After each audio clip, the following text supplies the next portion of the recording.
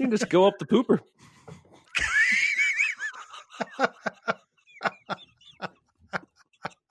I mean, that would count, right? Welcome to SinCast, presented by Cinemasins.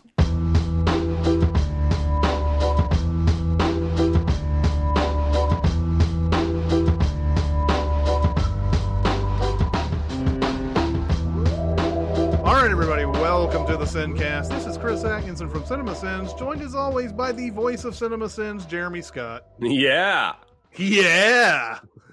And from Music Video Sins, Barrett Share. Hello. Oh, that's like a half Seinfeld. Half Seinfeld. We are going to go back on our road trip today. Yeah. Road trip. We ended up at the end of the C's on the last one. We're going to start with the D's today because we like to start with the D. We're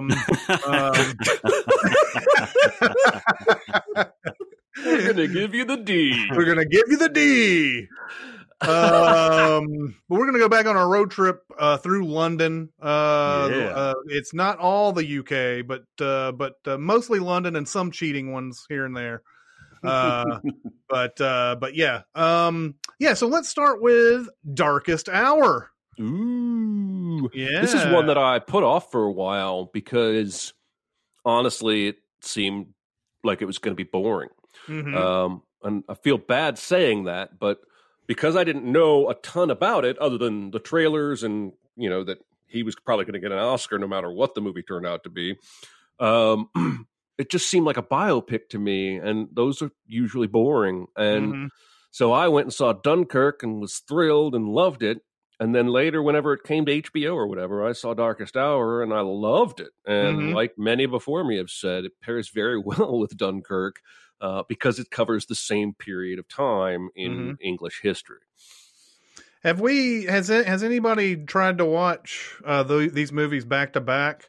Has anybody tried to even edit them together or anything like that? Somebody has, but an edit together would be a fascinating project, man.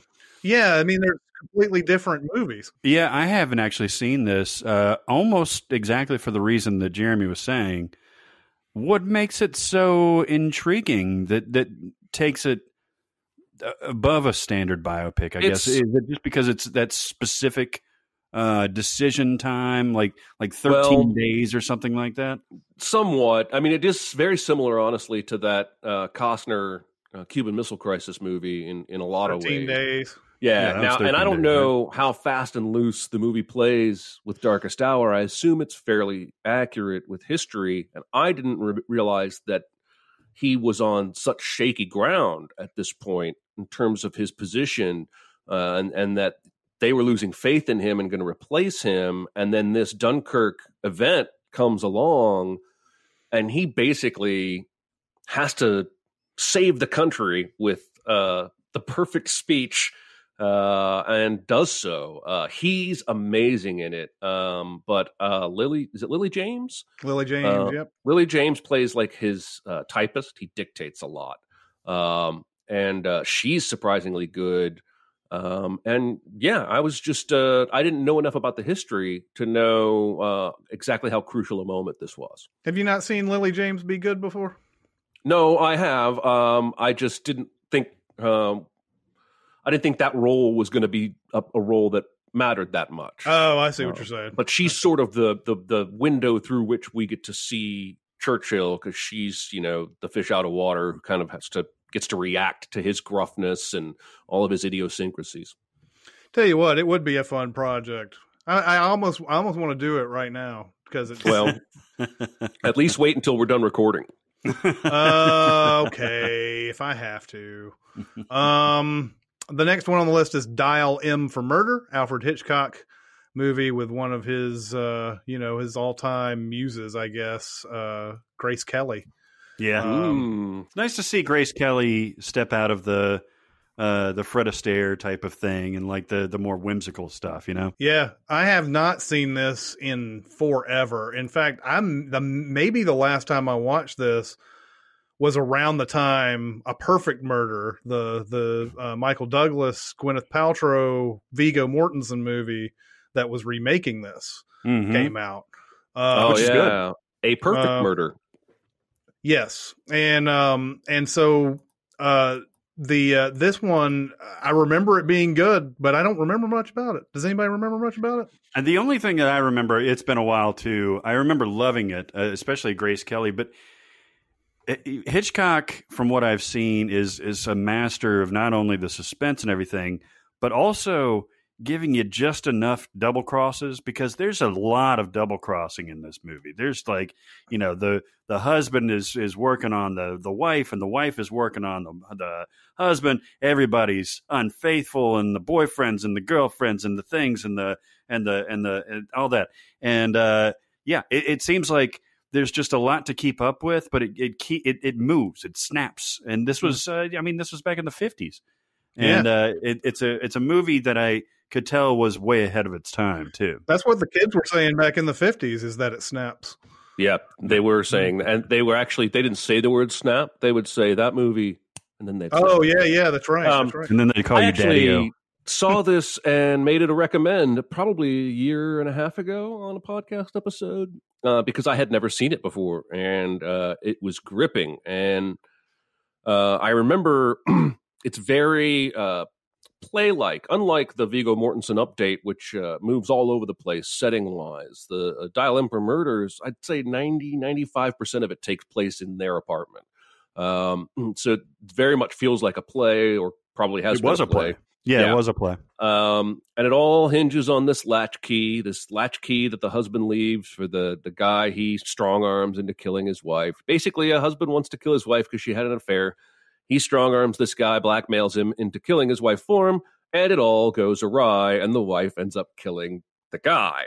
And from there, that's not even spoiling 25 minutes of the movie. From there is where it gets a little kooky, as everyone has to start figuring out how to cover their tracks in different ways. 100% thumbs up recommend for me. Still only seen it the one time. I would go back to it in a heartbeat, but I remember loving it.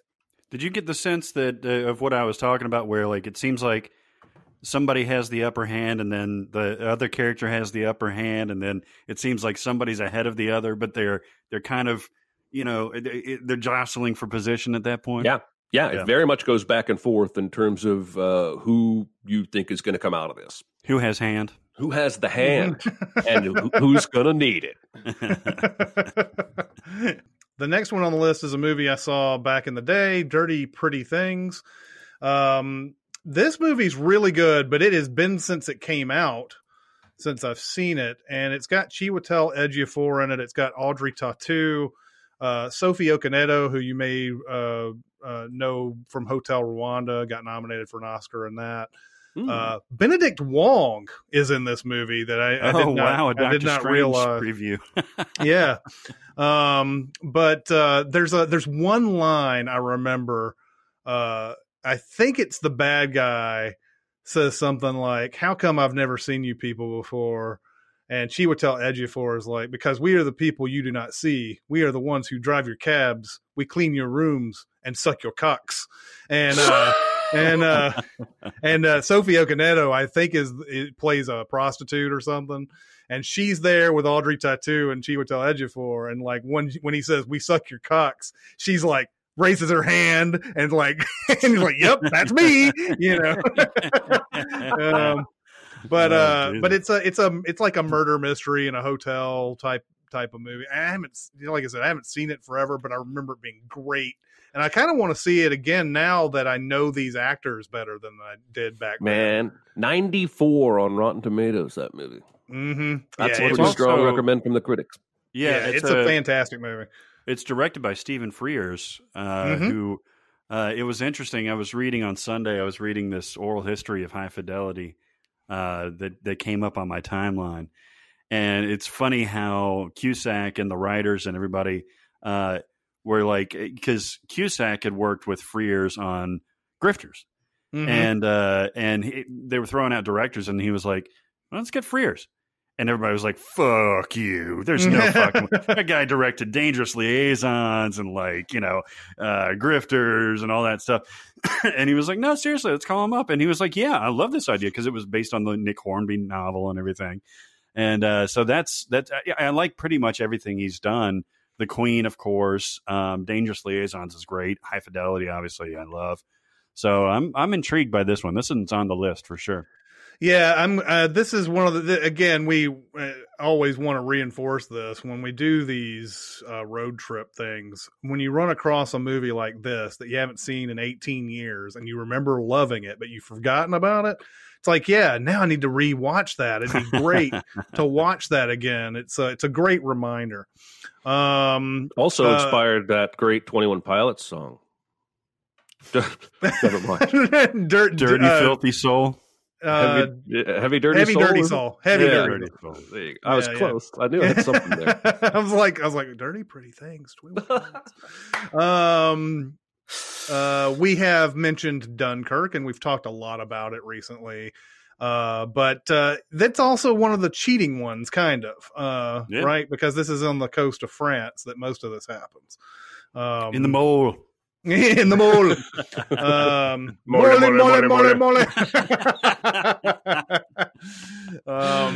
But movie's fantastic, and yeah, it's really good. Yeah, that's all I have to say about that. If people are listening to this podcast for the first time, they're like, "Oh, come on, talk about Dunkirk." Hey, how long do you think? Like, how many pages do you think the script is for Dunkirk? Like, because there's like 13% dialogue in that entire movie, right? Yeah, I mean, it's probably an average size script. You think? Just from action shots and just like from exterior this. Here's what happens. Here's what happens. Yeah. You know, describing the scene and all that, and then the dialogue itself. I mean, there's not much, but there's enough, I think, to fill it up. No, it's certainly not boring. Like, I wouldn't be surprised if you told me that Nolan wrote something that had 500 pages when he first did this thing, and then had to whittle it down and whatever. So, man, he sure sounds like he's gonna push real hard to put Tenet in theaters this summer, like a month and a half from now. I'll be curious to see how that ends up. Yeah, he wants very much to make this the movie that. First of all, I think this comes from a place of him believing with all his might that this movie needs to be seen on the big screen. And he's probably right. But he's pushing for this to be the movie that basically saves theaters and brings people back out. Yeah, but it's so irresponsible. I think so too, but we can always watch this movie on the big screen if they just want to keep pushing it back for a while. I'm willing to wait. Yep, I agree. The next one on the list is Eastern Promises, another movie I haven't seen in forever. Viggo Mortensen, well-known all-nude fighting scene in that which movie. I am happy to announce we reference in an upcoming Sins video. Nice. Yeah, I remember seeing that. This movie rules, man. This movie brings the D. Yeah, it does. It does. It's a David Cronenberg in that little period of time where he was making, I guess more. I don't know. It's not like, where the flesh becomes a gun or, one of those kind of Cronenbergian type of things.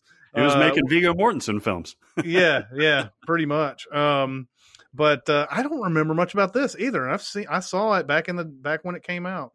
Well, it's interesting because the movie's called Eastern Promises, and it's about like the fight between the Russians and the Chechens, and like a power struggle with the Russians and everything. And Viggo plays the cleaner for the Russian mob, but it takes place in London, and it's about like a little girl that they're trying to save, and that's what brings Viggo over to the quote good side. Even though he's staying in the mob, and Naomi Watts plays the person that's trying to extract the girl from this situation, and so it all plays out in London. Even though there's the famous nude scene is in a Turkish bath or in a Russian bath or something like that, completely naked, and it's a really well choreographed fight, if I remember correctly. It is. It's brutal. It's absolutely brutal. The thing that was brought up about that fight was that the people in it are not like skilled hand-to-hand combat fighters, so it comes out that way instead of it being all polished and perfect and everything. It's really like just they're not good at it, so it's actually more brutal that way. Yeah, it's what you would do if you were in a, like you and I were in a fight or something like that. Just doing whatever you have to do, not like, reloading your hands like fucking Henry Cavill. It always cracks me up, man, in movies when two guys get ready to fight and they both like put up their dukes and kind of pace around a little bit like they're in a fucking boxing ring and there's rules. Because I'm like, I'm gonna charge at your ass, screaming my head off, and like try and tackle you immediately, and then I'm going for the groin. Like, there's no putting my dukes up and pacing around. If I expect us to fight, I'm going to strike first and dirty. Yeah. Speaking of going to the groin, Vincent Cassel is in this movie. And he's really, really good. Ends up as a major character. I love me some Vincent Cassel, man. He's such a good leading / co-leading man. So charming. I just love him. Yeah. Edge of Tomorrow. We've all obviously talked a lot about Edge of Tomorrow as well. Most of the London stuff that I remember, there's a couple of scenes with Cruise talking to Brendan Gleeson. And he's also in the bar in that one scene where he's basically hit his Bill Murray in Groundhog Day giving up phase. Yeah. And Heathrow, of course, is the base. Yeah. That's true. That's true. But most of the action is taking place in France on that one as well. But yeah, great movie. We have talked about it many times. Here's a movie we haven't talked about many times: Fantastic Beasts: The Crimes of Grindelwald.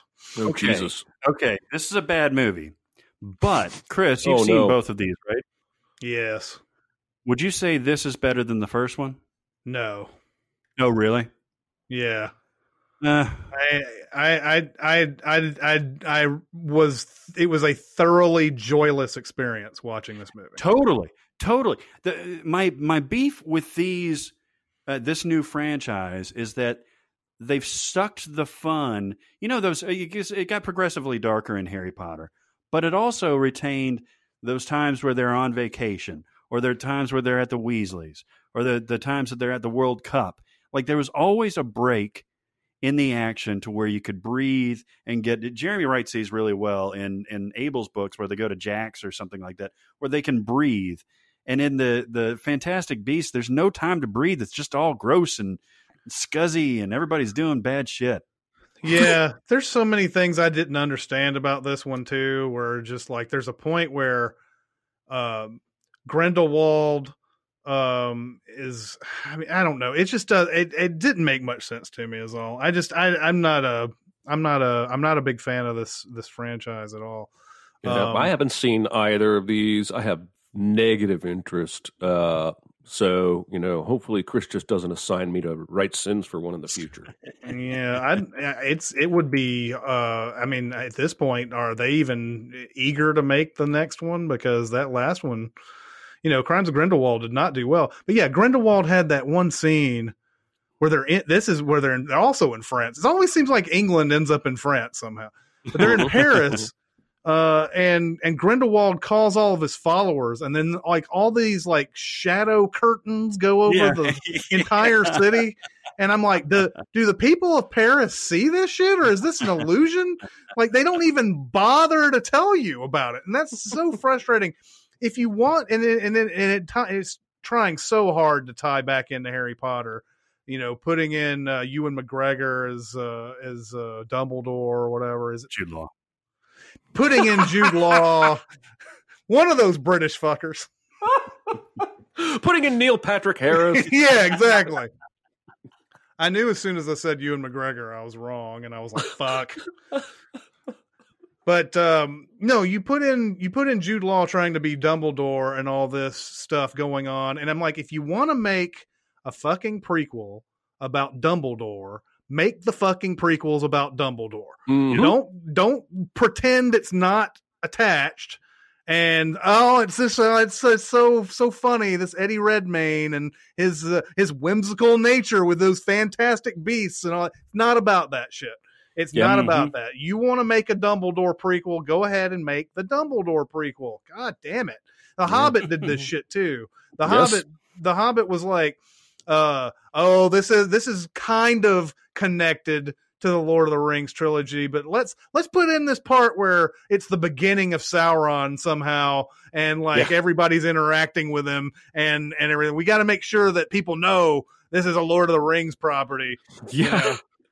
So yeah. Also had one of the most frustrating, well, since I've been here, frustrating evenings in Cinemasins history when we wrote on the first Fantastic Beast, we called him Grindelwald. And right.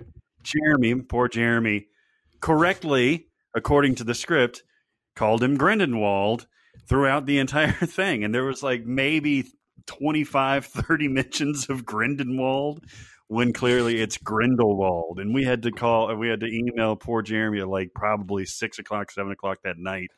This is when, right before I think it was about to drop. And God bless you, you took care of all of them. And I was like, man, I'm so sorry. I just say what's on the page, man. I was like, come on, it's totally Grindelwald. And I keep saying it. Like, if you ask me tomorrow if it's Grindelwald or Grindelwald, I have no idea what I'll say. It's like Rise of the Skywalker. I'm never going to change. It's very much like that. The favorite. Here's Barrett. Let's go, Barrett. Let's hear it. I told you after I watched and recommended The Killing of the Sacred Deer, which had mixed reviews not from critics. Critics loved it. From audience. Yorgos Lanthimos is my jam. This is his most accessible movie. It's about sticking tongues in vaginas. It's about bunnies. It's about dead babies. It's about a power struggle. It's about throwing fruit at a naked dude. It's about dancing. It's about uninterested hand jobs. Any of that? What? You don't remember the Emma Stone hand jobs? Yeah, the Emma Stone hand job is hilarious too. It's so funny. Great.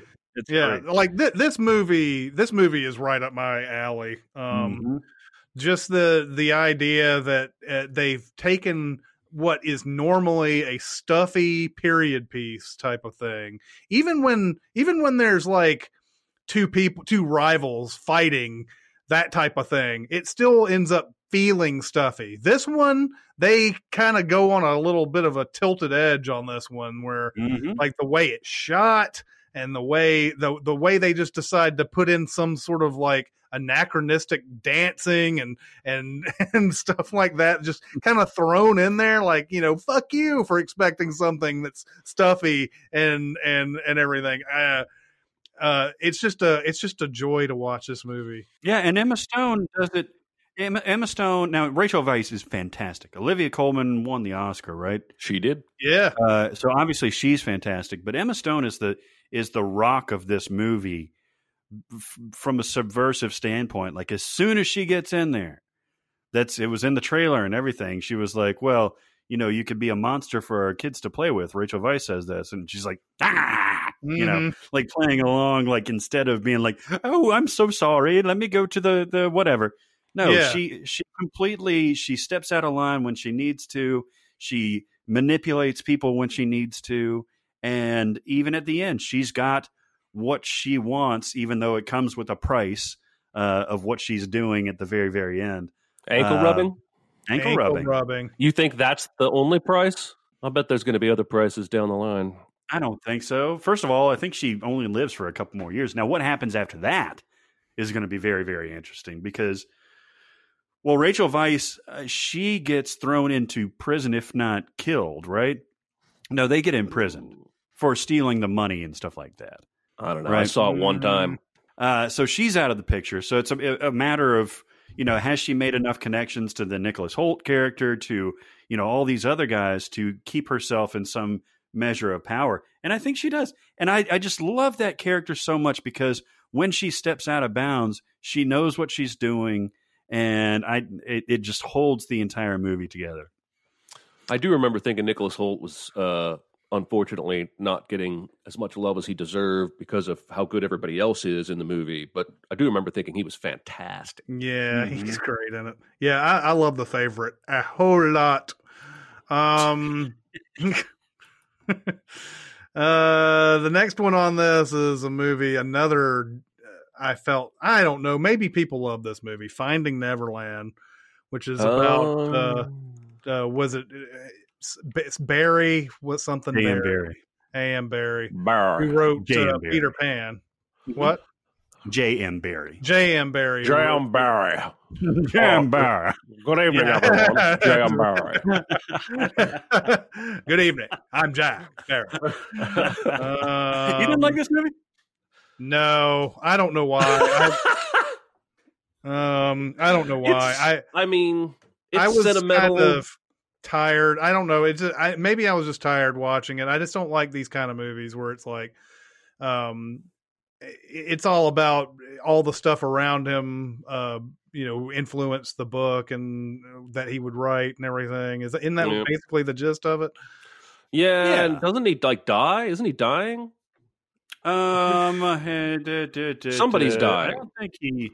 It's either him. Dies. Somebody's dying. Oh, it's Kate Winslet's character. That's right. Somebody's dying. Because Freddie Highmore plays her son, who he befriends and becomes kind of the model for Peter Pan, and he starts telling him this story, this whimsical story, and so the Kate Winslet character is dying or dies suddenly towards the end.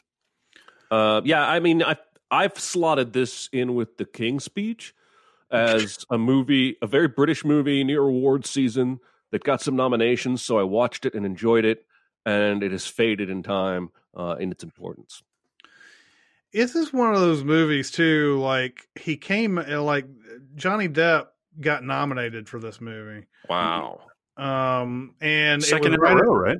It was the second in a row after Pirates of the Caribbean, and he would later get nominated for Sweeney Todd as well. But it felt like when Finding Neverland came out, it's like, oh, so we starting to do makeup Oscar nominations for Johnny Depp now after he had that terrific 1990s decade where he didn't get any kind of love at all for the stuff that he did with, just downright awesome work and everything. Now he does this. He's J.M. Barry. Let's give this guy a nomination. He's not weird in this. That's what the Academy sounds like.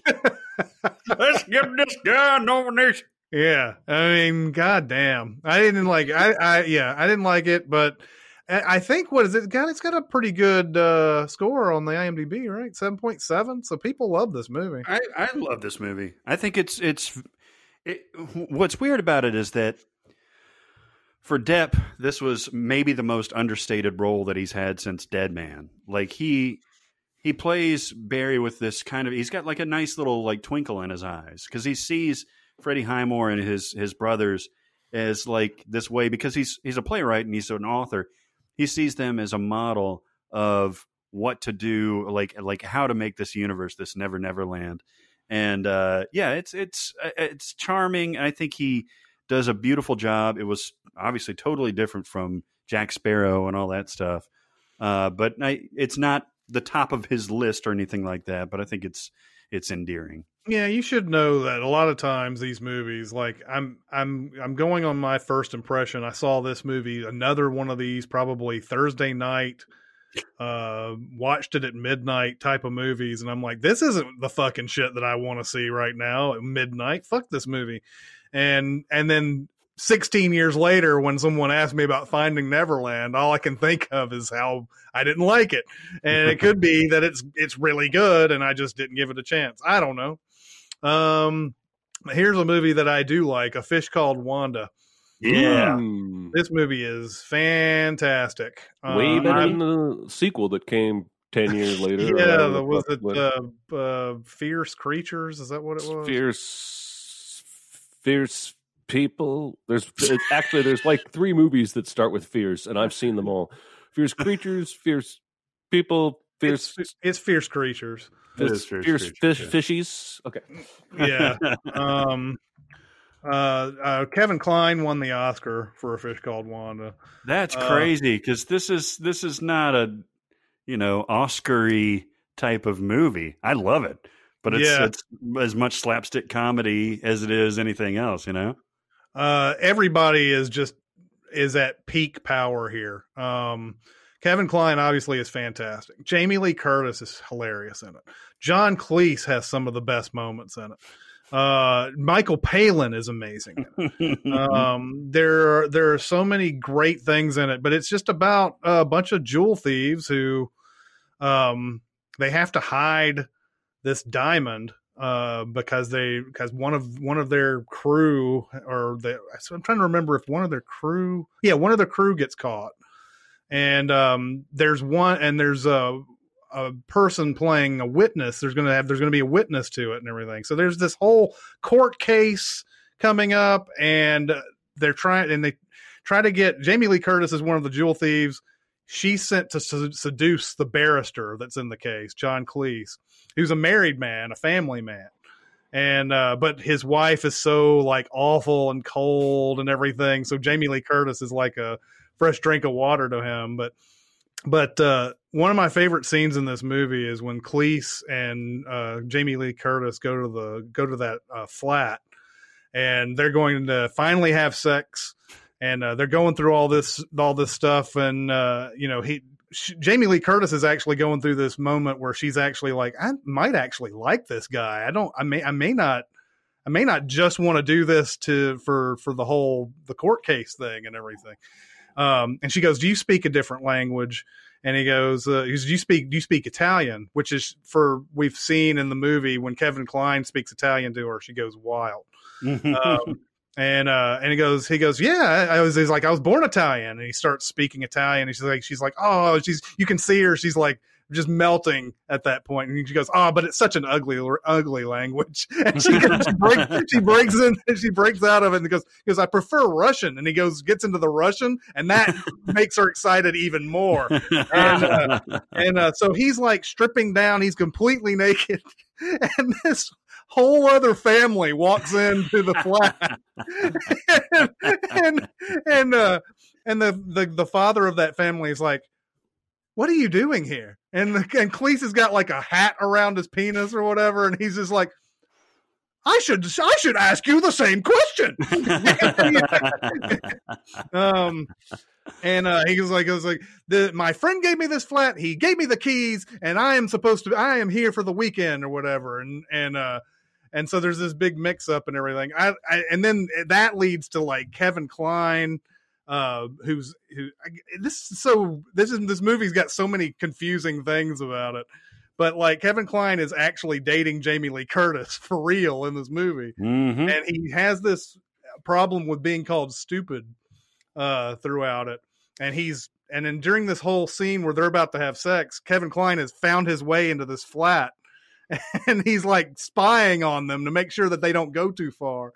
And so there's a point where they're in the bed and they're like making fun of him, not knowing that he's in the room. And he's like, and John Cleese is like, yeah, and he's so stupid. He's like, don't call me stupid. Just comes out of nowhere. Don't call me stupid. But the movie is just so funny and so good, and I highly recommend it. And if you haven't seen it in forever, watch it again. It's so good. Well, Kevin Kline at the top of his powers, when he's doing stuff like this, and when he's doing stuff like Dave and doing stuff like In and Out and Pirates of Penzance, like, you've never seen a more charismatic, funny, like perfectly comic timing actor ever, honestly. And this is right in the middle of all that. He plays a little bit against type because he's playing a gangster instead of, the lovable goofball like, President Dave or anything. But it's really, really great seeing him when he's at the top of his powers, which obviously stopped in 1992 with Consenting Adults. It did. You are doing a huge disservice to the real best comedic timing of all time, and that's the Smothers Brothers. Ah, yeah, okay. I'm actually literally 50% joking and 50% not, because their timing is incredible. But their humor is not for everybody. So there you go. But yeah, I would again recommend that Fish Called Wanda, because it's just it's a movie we don't get to talk about. I think there is some problematic stuff in it. Back in 1987, people were talking about how Kevin Kline making fun of Michael Palin's stutter was not cool. Yeah. And so he does that a lot for the comedy in the movie, and thankfully the whole movie doesn't rely on that. Then another Johnny Depp, From Hell. He was in London for a while in the early 2000s. Yeah, this is a Hughes Brothers movie about the Jack the Ripper. For me, the experience of From Hell was I was not working in movie theaters at the time. And Jeremy was still working at Hollywood 27 or had just come back to Hollywood 27 and asked him if I could see From Hell.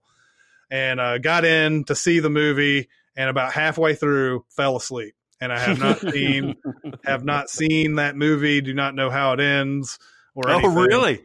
No. Well, listen, I saw the whole thing. And I know less than you do about it. So what? I remember not liking it in a great amount. Really? Yeah, but I'd been burned already. Like the Hughes brothers, what was their first one? Was it Menace to Society, I think. Right, and then Dead Presidents came after that, right? Yeah. Mm-hmm. And Dead Presidents I did not enjoy. But a lot of people did. And then they went to From Hell, and I was like, I'm going to give these guys another shot, and it was not my bag. I think, isn't Heather Graham ruining this movie? She's in it, yeah. Okay. All right, listen. Here comes the defense of Heather Graham. I can't. No. She's got an accent in here that like makes Keanu in 1992's Dracula look really good because she's doing like Keanu was just trying to do like a I'm going to drop my R's and that's how I'm going to be British. And but she went for it. God bless her. She went for it and said, I'm going to do a specific Cockney North London, like the only dialect spoken in this street, and I'm going to nail it.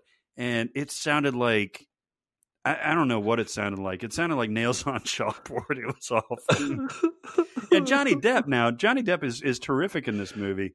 I like this movie a lot. I like the colors. I like the decisions that they went with. Ian Holm is really good in this. Johnny Depp plays almost like a derivative of his Sleepy Hollow character, where he's an investigator that's a little bit like queasy around blood, but he's investigating the Jack the Ripper stuff. And he's also, by the way, nursing an opium addiction. As you do. So he's kind of juggling that. Robbie Coltrane is his partner, I believe. And I think everything around trying to figure out who Jack the Ripper is. By the way, at the end of this movie, they do reveal who they think Jack the Ripper was. Famously unsolved case. But Heather Graham, this is not a spoiler, Heather Graham's character is a prostitute, and she's being targeted because he targeted prostitutes. And that's a bad accent. But the rest of the movie, I think, is very watchable. Got a very satisfying conclusion. I think Johnny Depp is fantastic in this. All right. We definitely needed to talk about Garfield, A Tale of Two Kitties. That's did they go to London for that? Yeah, man. I never saw this. So first of all, Bill Murray somehow, and he makes fun of this in Zombieland 2, something like that. He actually famously agreed to do the sequel to voice Garfield for some reason. And they go over, and Garfield has like an identical twin that's like the Prince of England, even though he's a cat. Jesus Christ. Well, it's because the king or the queen or whatever dies, and she wills everything to her cat. So that's what happens. That's how it works. And Garfield, as they go with John Arbuckle and Fiona Apple. Did you know Henry VIII was a poodle? Yeah, it was 8.5. Yes. This is a terrible movie. I actually kind of like the first one. I watched it with my kid and everything, but I haven't seen either of them. The next on the list is The Ghost Writer. Not Ghost Writer, but Ghost Writer. A writer. I'm a writer. I'm trying to write in here. I watched this because Barrett said it was good, and I liked it. This is you did like this it. is Thomas Crown and Obi-Wan. Right? Yes, it stars Thomas Crown and Obi-Wan, and it's directed by Chinatown. And, Oh, shit. We should start using the shorthand for the rest of the show. I love it. oh man, I really liked this a lot. Pierce Brosnan is the writer, right? I mean, Ewan McGregor's the Ghost Rider. correct. Yeah, and Pierce Brosnan is the ex-prime minister. And as Ewan McGregor goes along and writes about this dude's life, he figures out that there's some dark and sinister shit, and it turns into a big mystery.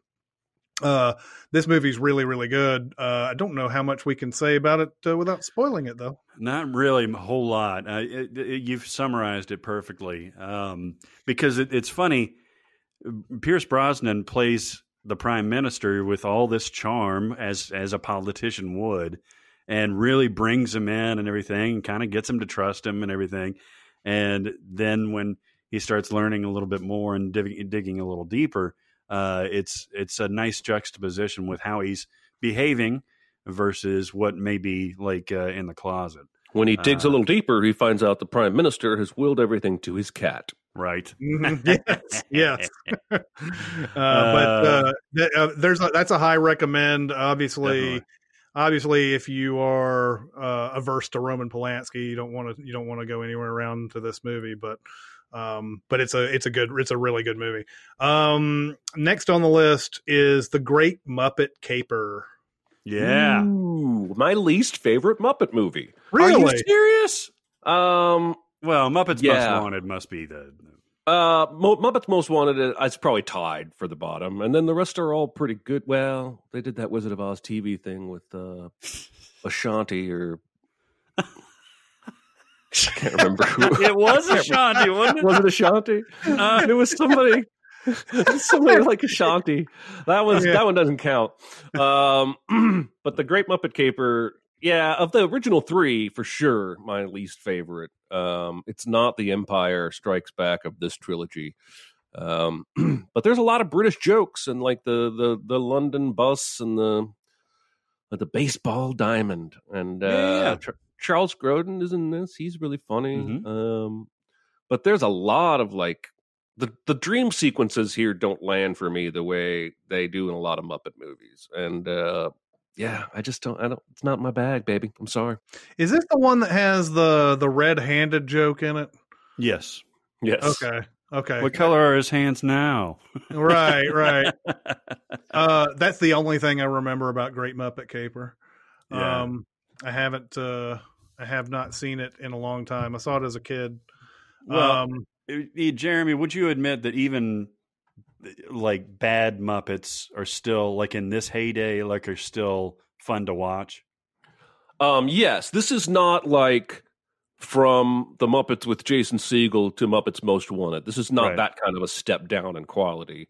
It just never grabbed me. Maybe I should watch it again. But it just never grabbed me the way the other ones did. But it's not that bad. An average Muppet movie is still better than most movies. So yeah. Happy Go Lucky, a Mike Leigh movie that I have not seen. I've heard this is good. Oh my God, I love this movie so much. This is Sally Hawkins playing a character that's really, really engaging. So the title is Happy Go Lucky, meaning that she's like a teacher, I believe. She's like in her 30s, and she's just cool with life. Like she's just whatever happens, she can pretty much like shake it off, or she can pretty much deal with it. Even though she's single and like she's trying to find a mate, she's trying to find maybe a little bit more of a job and everything. And people just don't get it. People don't understand how she can do this. Like she'll get into arguments, or she'll get into places where she should be arguing and she should be defending herself. She'll get into like one of her kids is a bully, and rather than discipline him, she'll talk to the kid and find out that he's in an abusive family and stuff like that, and figure out what's going on. and it'll fill your heart with gladness. It's fantastic. Take away all my sadness. Take away all your sadness. Ease my trouble. That's what you do. This is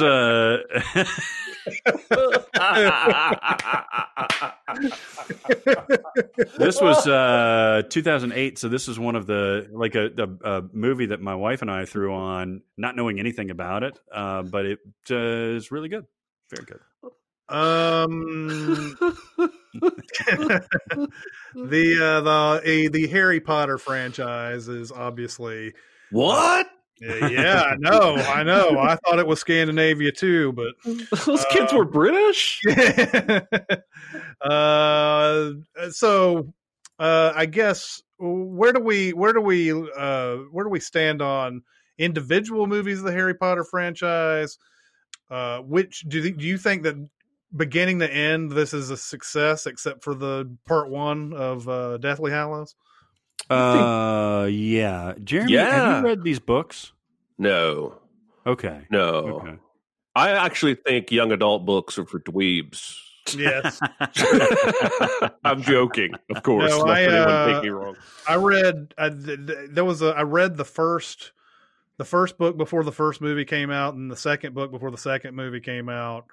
And then it was always just when the movie was about to come out, except for Deathly Hallows. I went ahead and bought that the day that it came out because I knew some asshole was going to say, "Oh, guess what happens?" You know. So I went ahead and got that and read it like that week. Even though there were people who got that book, the midnight openings at Barnes and Noble, they got the book at midnight. And they were done with the book by 6 o'clock in the morning or whatever. How do you even read that fast? Yeah, the speed reading thing is something that apparently I've read like anybody can do if you just, I don't know. It's a matter of not going back over lines that you've gone over and just basically getting, I don't know, I guess you're getting the gist of everything as you read over it. But I don't know enough about it to really know, but yeah, people read that book. They stayed in line. That was the funny thing. They stayed in line, got that book, read it, and they were done with it. And then, I was like, I went to Barnes and Noble the next day, just walked in, got the book, and walked out. And I'm like a normal human being. I didn't have to wait in line. I was here at midnight. Man, that's how I feel about. Never mind. Never mind.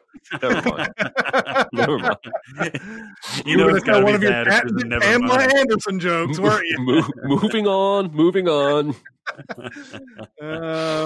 Did you guys like the first one? I know we were the sin counter was hard on it, but the sin counter. We were notoriously harder on things once we really expanded the thing.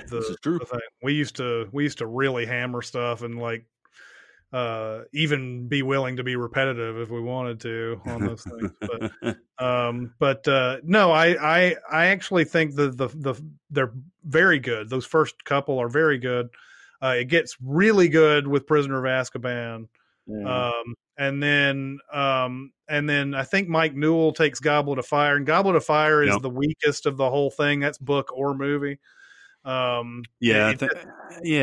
think so. I know that she's trying to break this up and have it not be about Voldemort the whole time. Let's make a Triwizard tournament. Let's make this a fun type of. Let's not make Quidditch a big deal all the time. All that.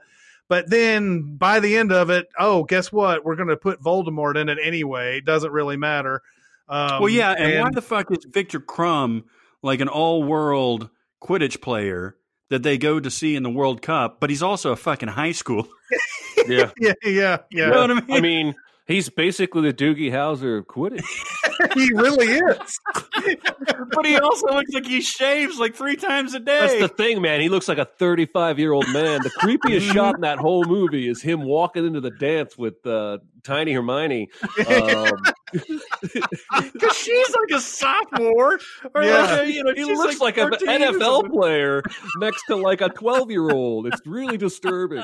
I mean, all you have to do, though, guys, is when you see that scene, she's secretly in love with Ron Weasley the whole time. That's right. That's right. Because that totally makes sense. Anyway, the fourth movie is the weakest, mainly just because of the source material. I think if they could, I don't know. I guess it would have been disappointing to Harry Potter fans if they didn't throw Voldemort in there somehow.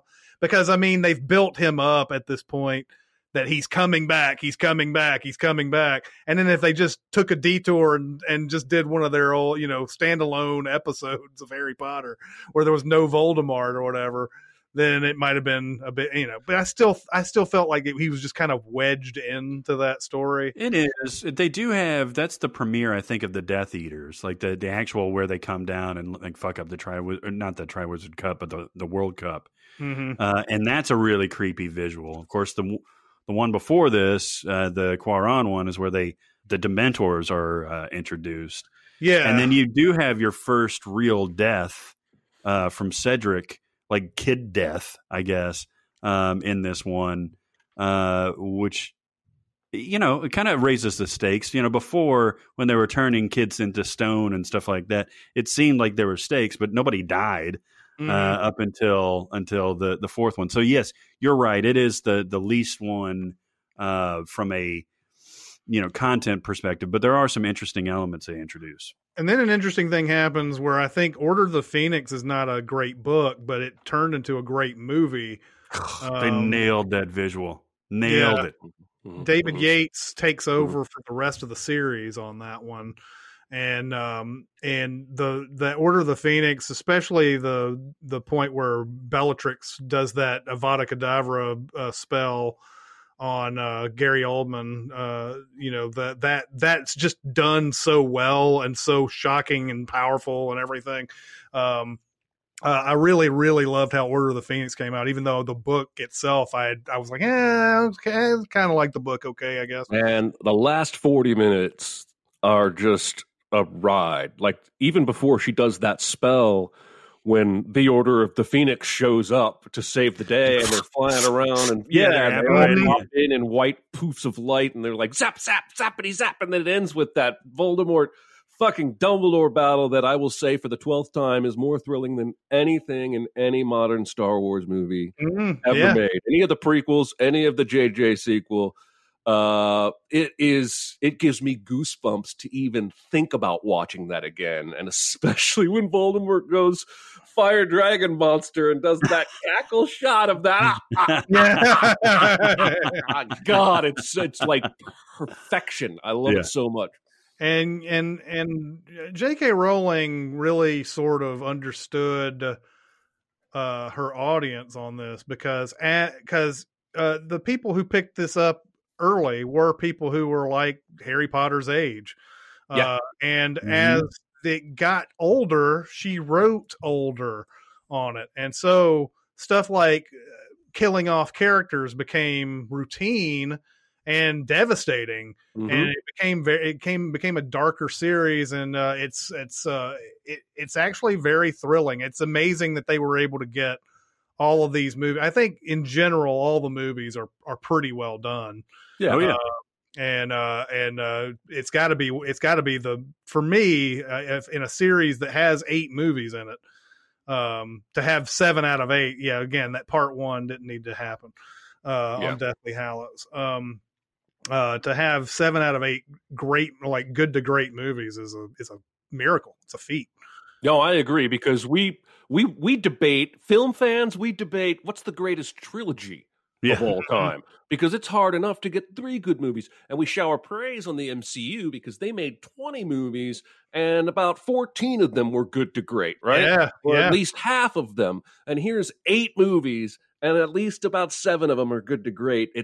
Looking back, it's crazy they were able to do that. Yeah. It seemed like we're getting past this splitting up a movie into 2 parts, because obviously Mockingjay, or was it Mockingjay was one.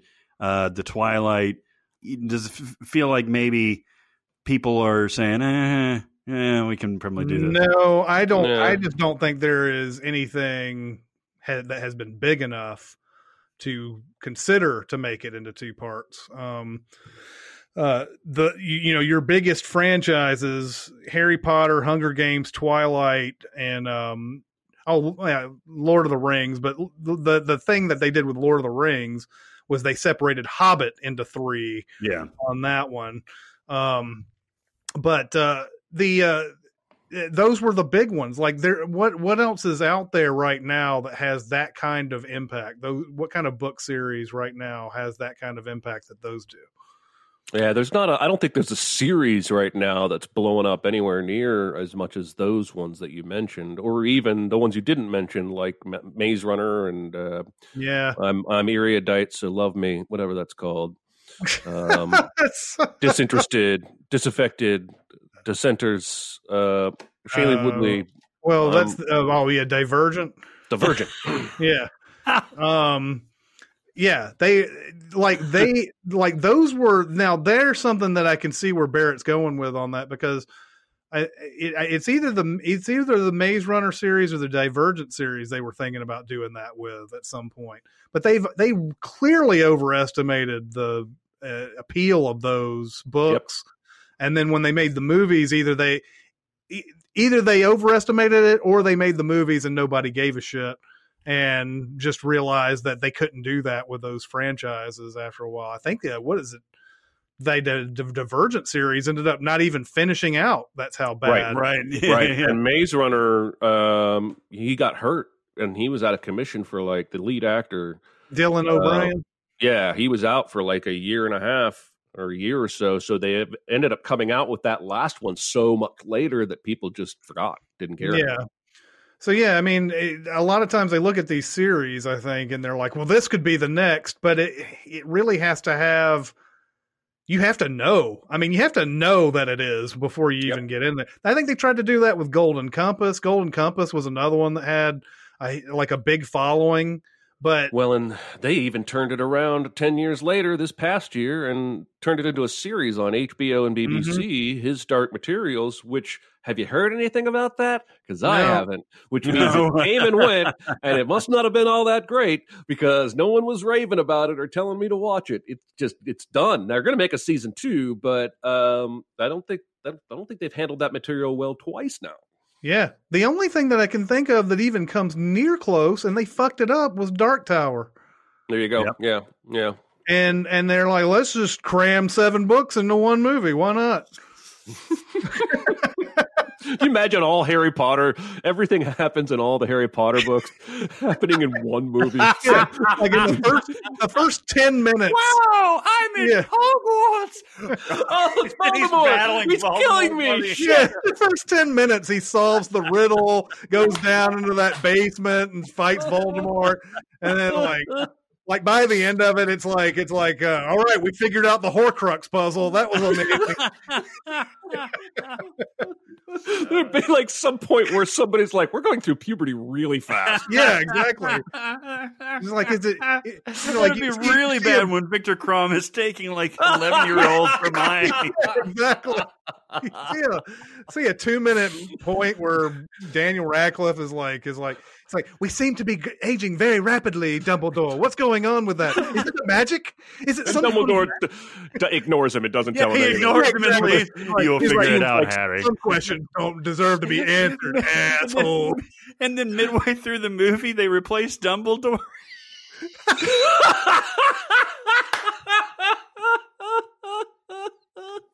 With no explanation. I was going to say they cut to Weasley and they do like a search for Spock thing where Spock is going from baby to adult in like a day and a half. And he's like, it hurts. All right, everybody. It is time to talk about Mubi once again. And there are so many good things on there. And by the way, they've done something new. What? Yes, they have. They've got a library now. Oh, snap. It's not just the 30 movies, which is in itself awesome. Mm-hmm. The 30 movies in a month. It's also they're sort of archiving some of their titles. and they have an extensive library right now on the service. If you, I know there was one movie that I was talking about that if you guys missed it, the Once Upon a Time in Anatolia is on there. Yeah, I saw that. I would highly recommend watching that movie, and it's in their library. Yeah, and even the library itself is curated into different genres, subgenres of like, you know, new Canadian auteurs or like Japanese historical cinema, documentaries, and you know, all kinds of different like specific showcases that they've run over the past few years. So it's not like you just get like this orgy of movies that you have to sift through and everything. They're separated to where you know kind of what you're getting into. And of course, because it's movie, they do it so particularly and so they explain it so well to where you have an idea of, do I want to watch this or not? And it's awesome. Yeah. They have a whole thing with women with cameras, where there's just a long list of movies directed by women. Yeah, underneath that subcategory. This is a brand new thing, the library, right? And it's free to all movie members, if I understand this correctly. And they're still going to curate a new movie every day for I guess it's a new movie every day, basically. That's and the entire library, correct me if I'm wrong, consists of previous movies that have been in the, you know, curated monthly new movie every day section, right? I don't think every single one of them have been, but there are a lot that have been in that lineup. Every movie that's in the library has been in the lineup at some point. Okay, it's just great. That's what I was trying to. Yeah. You articulate it better than I did. Well, it took me a while to wrap my head. The current lineup is ridiculous right now too, because if you have ever wanted to see some of the classic silence that there are going on right now, there's the, I don't know how to pronounce it. It's the Weimar Germany or Weimar Germany. Yeah, one or the other. I'm going to go with Weimar Germany. They have a couple of movies from F.W. Murnau and a couple from Fritz Lang. Metropolis, of course, leads the way on that. There's also Nosferatu, which is the total ripoff, by the way, of the Bram Stoker's Dracula. They changed all the character names, but they were still sued successfully back in the day. But this is one of the all-time like most influential silent films ever made. And then, you know, they came out with a movie in 2000 with Willem Dafoe playing Max Schreck called Shadow of the Vampire. Yeah, which was actually really good. It was. Yeah, which was which was a movie that was based on the legend that Max Schreck was an actual vampire. Yeah. But Nosferatu is one of those movies that that's the way I feel like horror should be done in a lot of ways. It should sort of pattern itself after this a little bit. The images are so eerie in Nosferatu. And then there was a movie called Spies on there that is fantastic. Oh, this is the other Fritz Lang? This is the other Fritz Lang that's on there. That movie Spies has almost everything that you've ever seen in a spy movie, except for the Mission Impossible. And it's from 1928. You can tell how ahead of its time this guy was. Yeah, the plot in that movie is got all the little twists and turns that we've come to expect from spy movies in general.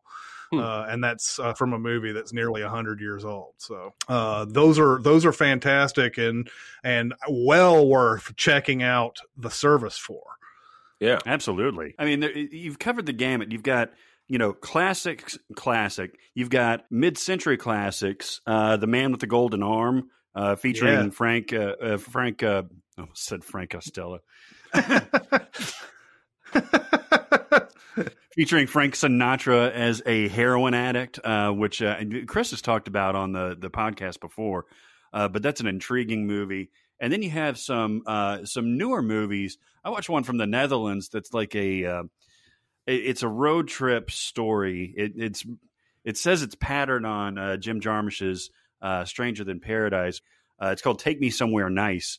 There's a lot of like Y Tu Mama Tambien in there too, but it's a little bit rougher. It's just kind of like it's a very heartfelt, but it's a hard nut to crack movie. And once you do, it's very, very satisfying. Chris said there's amazing stuff on here right now. By the way, the URL is movie.com/cinemasins, 30 days free. I want to talk about one more thing because there's a little section of a director I had no idea about.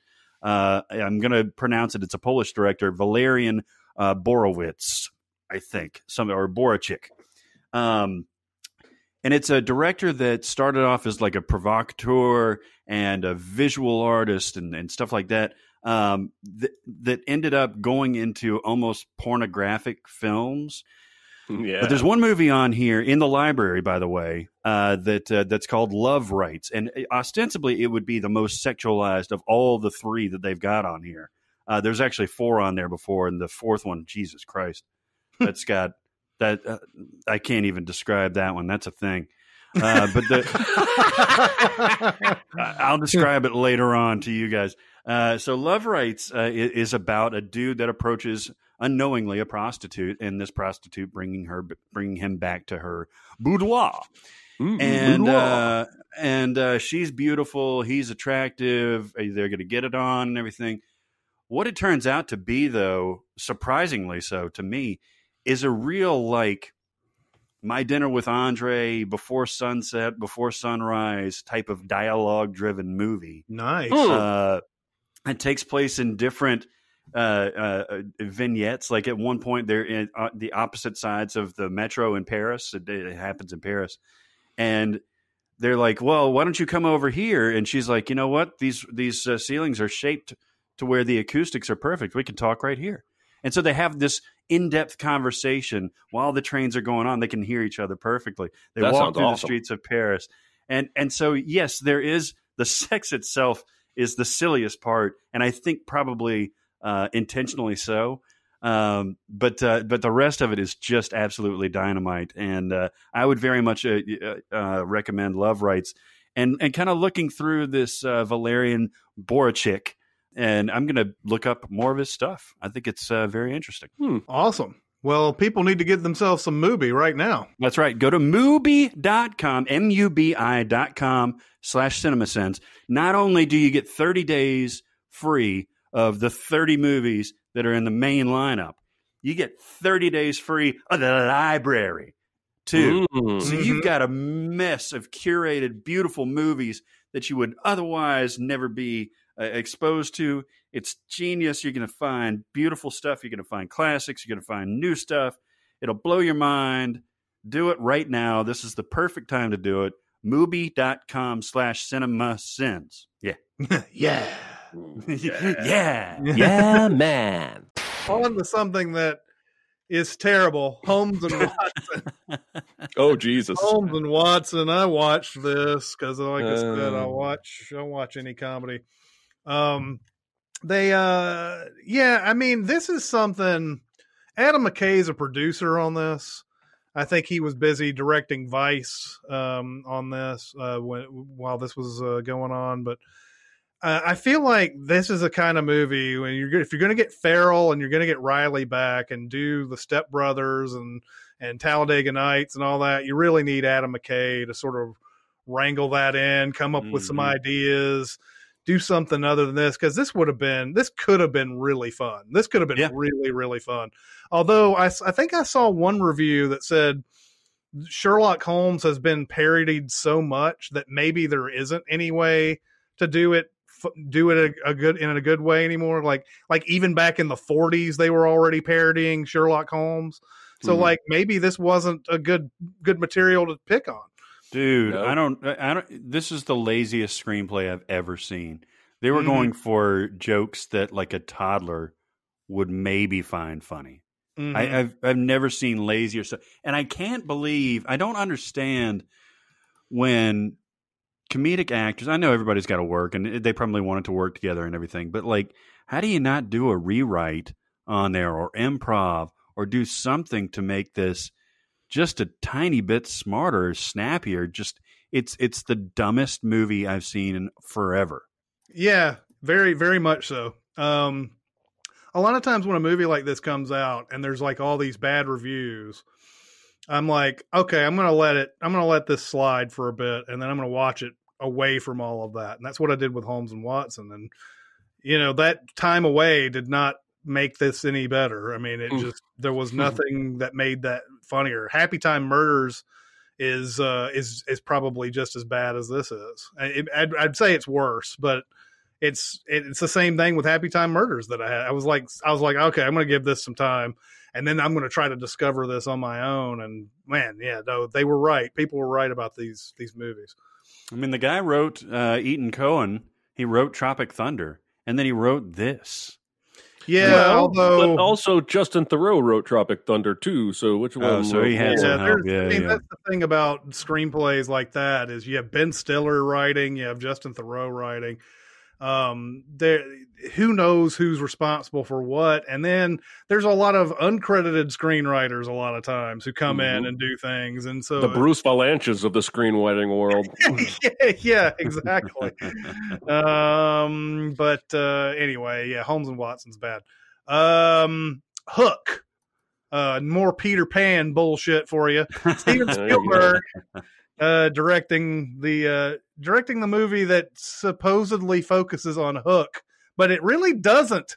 It focuses on Robin Williams and his Peter Pan, and this has become a trope. I don't know if it was a trope then. I don't know of any other movies before Hook that did this, but and Christopher Robin did this too, where the character who was a child in the original story has grown up and doesn't believe in the thing that he saw when he was a kid anymore. And now the creatures and the people from the land that he went to have to convince him that this was real and that he remember needs to the magic. Yeah. Stop being a dick about it's being so stuffy about everything. Alice in Wonderland did that too. They did the same sort of deal with that. That's what this is, like Peter Pan or Robin Williams is like I guess a boring businessman dad guy. Doesn't even get to his kid's baseball game in time and all that type of thing. And then he's suddenly thrust back into Neverland. That's right. With the Lost Boys. The movie is named Hook, and you have Dustin Hoffman, and you kind of give him like he's just your regular villain. I don't know why they called this movie Hook. Yeah, that's a good question. Do you think maybe there was a rights issue where somebody else would be able to call it Peter Pan and they couldn't? It could be. It could be. This is one of those movies from my childhood that we were talking about on Slack earlier today that I loved. Well, childhood. I think I was a teenager when this came out. That I loved, and it played great to me, and it just doesn't ultimately hold up very well for me at all. Mm-hmm. And so the most recent time I saw it was probably when we did Sins for it a few years back. Yep. And it didn't have the same magic it did when I was younger. I regret to inform you. Oh, it's definitely a young man's movie, and I think that's that's the point of the story too. Is Hoffman is playing so over the top. Bob Hoskins as Smee is playing so over the top. Robin Williams. It takes forever, but once he does go over the top, he goes way over the top. I'm pretty sure that Julia Roberts' Tinkerbell wants to fuck Peter. And that's the most disturbing part of the whole movie. I don't know how that's going to work. I don't either. Well, I've got an idea. She can wrap herself around like a bunch. And she's pretty small. She's pretty small, man. Jeremy has an idea. She can just go up the pooper.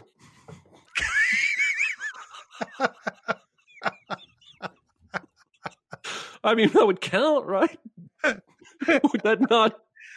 Am I wrong? Sexual relations, yes. Barrett won't even look at me. He's got his back to us. She would fit, is all I'm saying. She's small enough. Oh, man. All the ways that could have gone, I didn't expect that. What about the wings? How are the wings going to... Yeah. This is like how people wanted wanted Ant-Man to shrink down and go up Thanos' ass. You have to start calling her Thumbelina after that. Go up the pooper. God damn. Your brain is fucked up. I admit it. Yep. Oh, my I like this fanfiction is movie weird. though. This movie is very much a product of its time. It's like the most 1990 movie ever made, even though it was 1991. Yeah. I mean, it probably was shot in 1990, but That's probably true. yeah, I don't know. I don't know if I ever liked this movie, and I was 14 when it came out, so I don't know. It wasn't my bag as far, and I think even back then Spielberg was my favorite director, so like a movie like that not appealing to me was disappointing. But on to Hysteria. Now, I've never seen this, but Barrett puts in a helpful note, vibrators and such. Yeah. What is this movie? It's okay. So if you've psychology 101, you know that Freud was interested in hysteria, right? And that's what he diagnosed a lot of upper class women with, to explain away whether they were sexually frustrated or whether they were just anxious or whether they were depressed. They were hysterical because they weren't getting the sexual satisfaction that they needed. And so this focuses on, the specific treatment for, quote, hysteria. And it starts off as being these doctors' massages, which basically means they jack them off. And the women have an orgasm, they feel better, they go, and then they get treatment and everything. I swear to God, this is the point.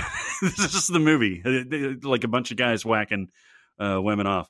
Mm-hmm. That's the way you do that. Yeah, I see your hand movements there. Like the Braves chop.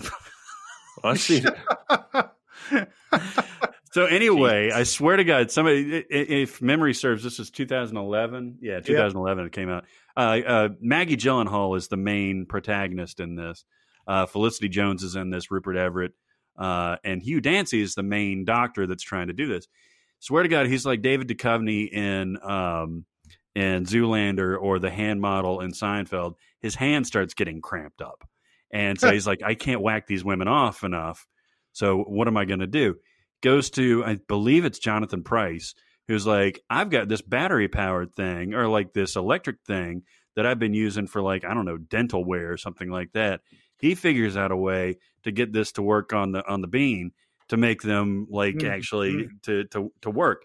And that cures the hysteria and everything. So now they want to mass market these vibrators to cure the hysteria that women now know is just sexual frustration or other kind of maladies. So this movie is basically exactly like Joy, only vibrators instead of mops. I'm sorry.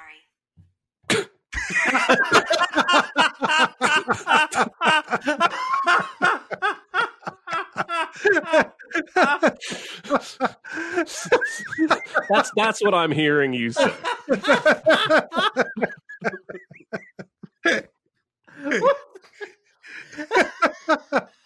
What happened? I haven't seen Joy, but yes. It definitely is.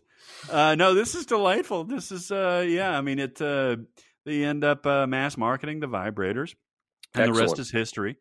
Oh, it was an electric feather duster, by the way, that gave the idea for the electric massager, the personal massager. So even in 1880, people were going, I'm too lazy to dust. I need a machine to do it for me. And I'm also too lazy to whack off myself. Yeah.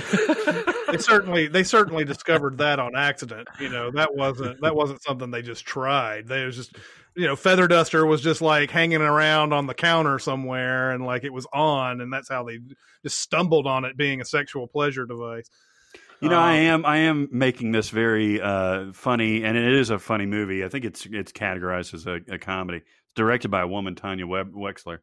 But the treatment for hysteria that got out of bounds was a hysterectomy. So it wasn't like it was a joke. Like basically, that's where that gets that name. No, I mean, I think there's histo it explains something about the lady bit. Shut up! That's where that got its name. But anyway, they stopped that. This helped stop that practice and that kind of thing. Oh.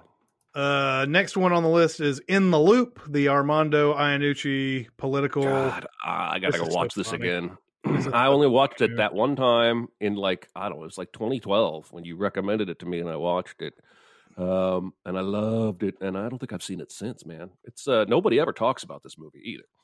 I guess they talk about it enough. I guess it's not.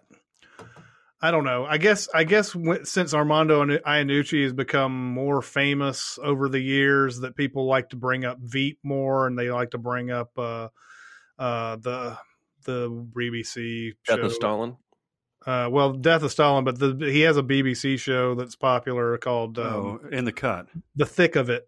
The Thick of It, yeah. In the Cut is the Meg Ryan show. Not the same thing. In the Cut is the Meg Ryan shows her Bush movie. There you go. This is one of the dirtiest podcasts in a long time. It is. Shows her Bush.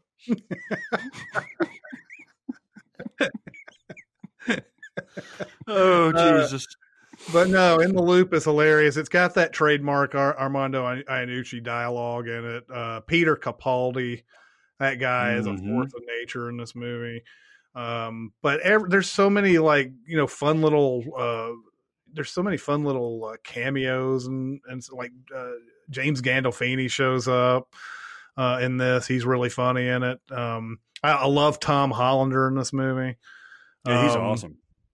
Yeah. Anna Klumsky is great. He's you can see him starting to build out his troupe. Like Zach Woods is in there, and Klumsky, and the guy works with specific people. Yeah, In the Loop is great. I also probably need to see this again. It may have been since it came out for me as well. But high recommend there. Here's a movie that I feel like everybody my age saw, but I didn't. King Ralph. Oh, wow! This is a movie. You saw this, right, Jeremy? No, I was strangely. My parents filed this under not appropriate. I'm not sure why. Really? Oh, I know why. Because John Goodman was on Roseanne, and Roseanne was not appropriate. Okay. Yeah, this movie is like straight up PG.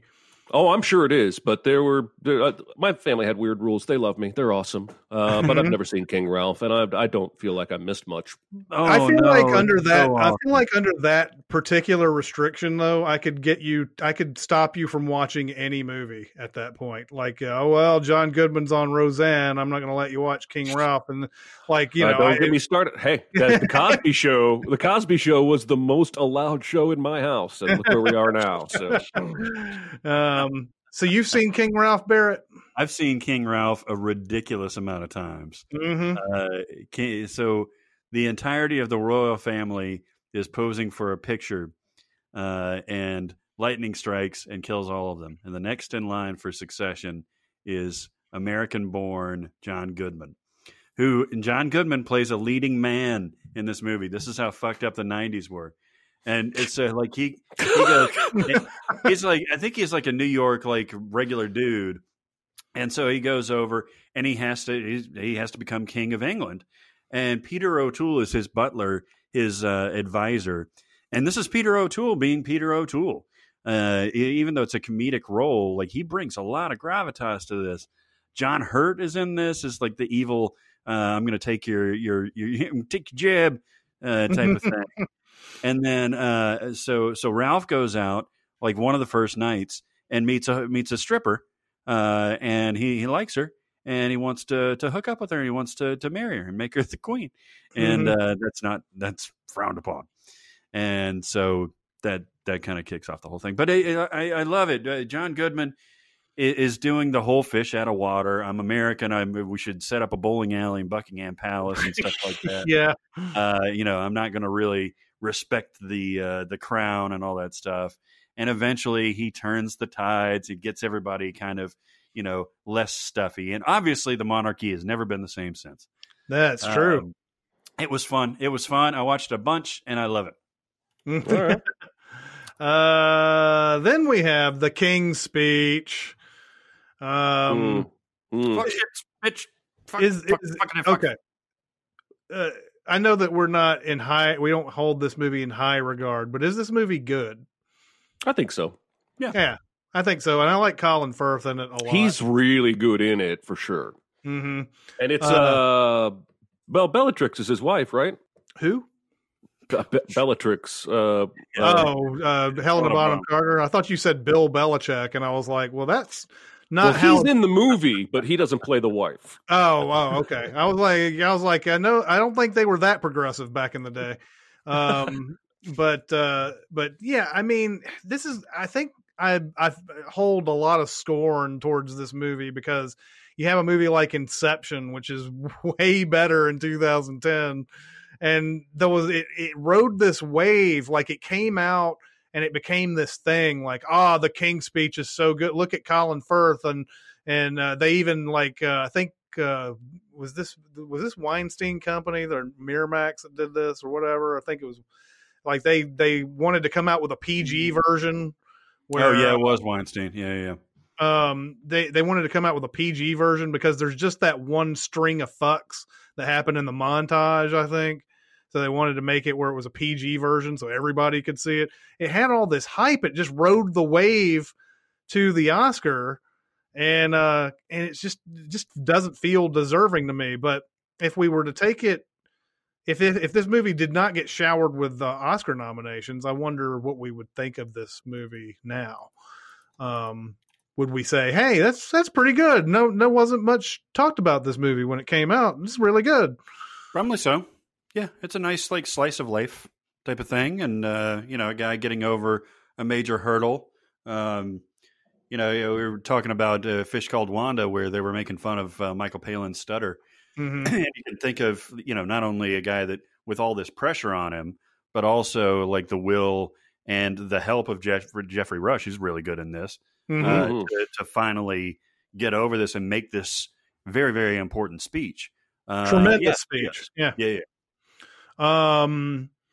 The next one on the list is the Kingsmen, both 1 and 2. The first one, I think, is held in generally high regard. The second one is not, but I think I like it more than most people do. It's one of those movies that I don't know. The first time I watched Kingsman 2 was when we send it.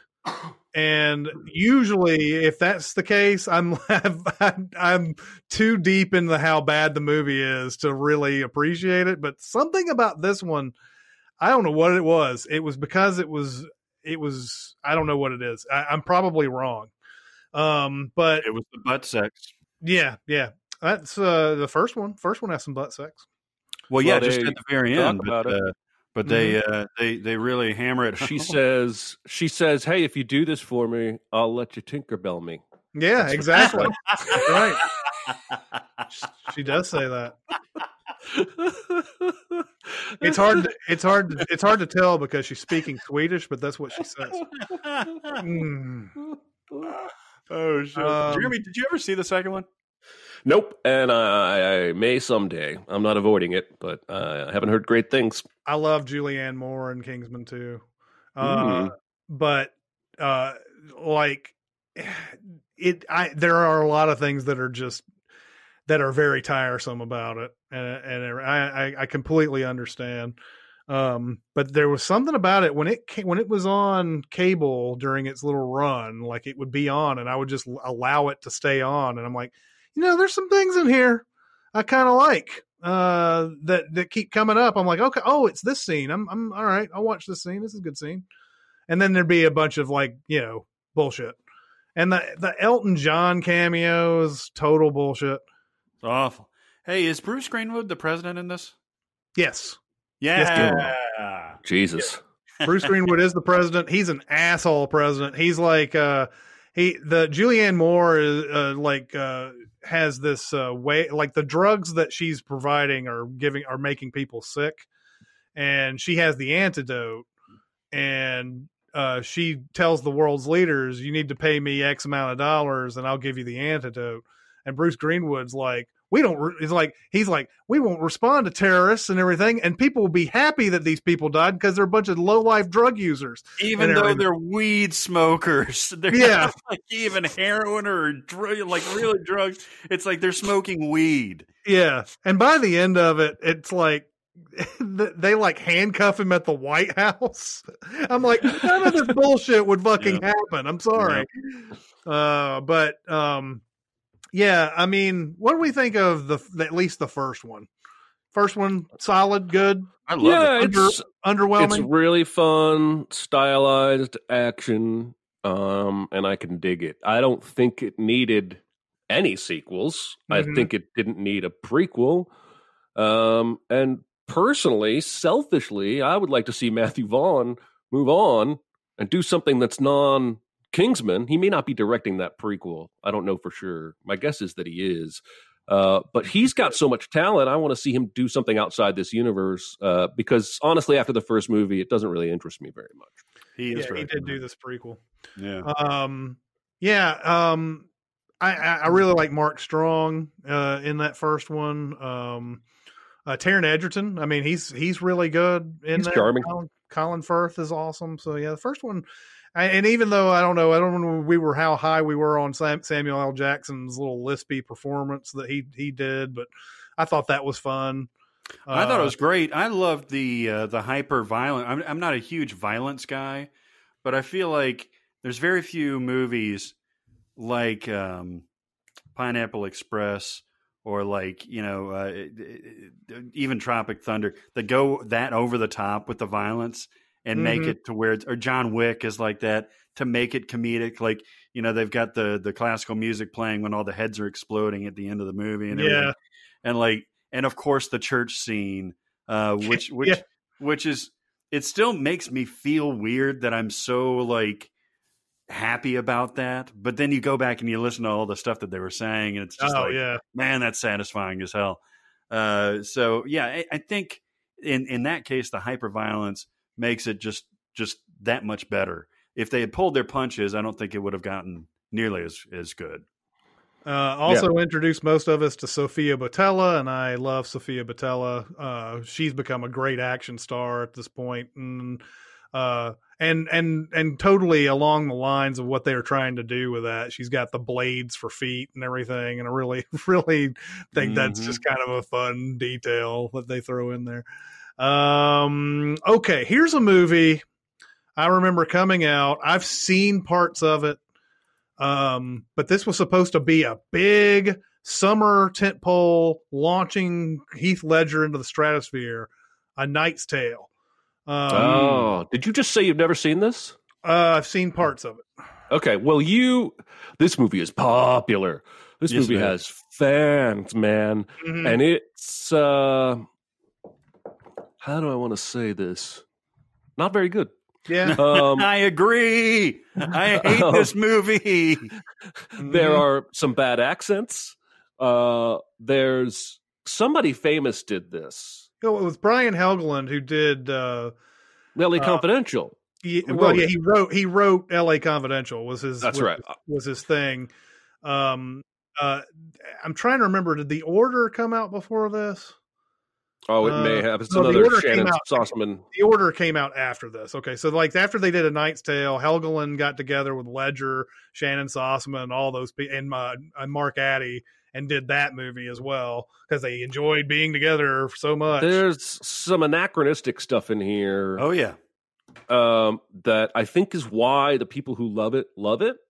Like when the early England people start singing "We Will Rock You" and pounding the fence outside the jousting thing. Yeah. I hate that. Like super duper hate it. I think Vision is pretty good in this. Paul Bettany. And Heath has always been he was always a charismatic actor, easy to be charmed by him. But there's a very weak, thin story here, a very over-the-top villain turn from that guy with that strange eye. And Rufus Sewell. Rufus Sewell. Yeah. Does he have a strange eye? Both of them are strange. I think his eyes in general just look kind of sinister or whatever. He's always the bad guy. Yeah, he definitely is. Poor bastard. Mhm. And yeah, I saw it when it came out. I didn't like it. I've seen it in bits and pieces ever since, and I still don't like it. And I'm sorry if you like it. I'm not trying to shit on it. You go on with your bad self, but I don't think it's very good. Yeah, this was Shannon Sossman is pretty though. Yeah, she is.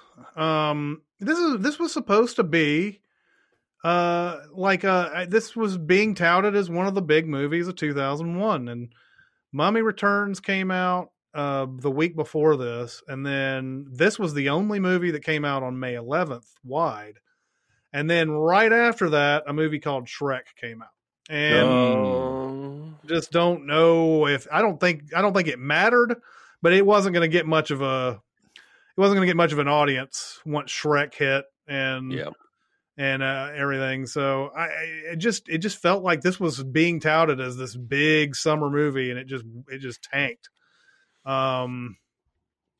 Funny, Barrett puts down the Lady Godiva and Lady Chatterley movies. Woo, Lady Chatterley! My God. Yeah, man. I've seen the first Lady Chatterley. They used to play these on Cinemax all the time. Yeah, they did. You'd be like in the time where you were like, 19 or 20 years old, and like you could stay up until 3 or 4 o'clock in the morning. They'd have this terribly dubbed softcore porno called Lady Chatterley's Lover on it. And it's a lot of silk, a lot of like, see-through satin stuff material. Material. Material. You walk out in your silk material. There's always material sliding upon naked bodies. Her textiles were sexy. Material is flying in this movie.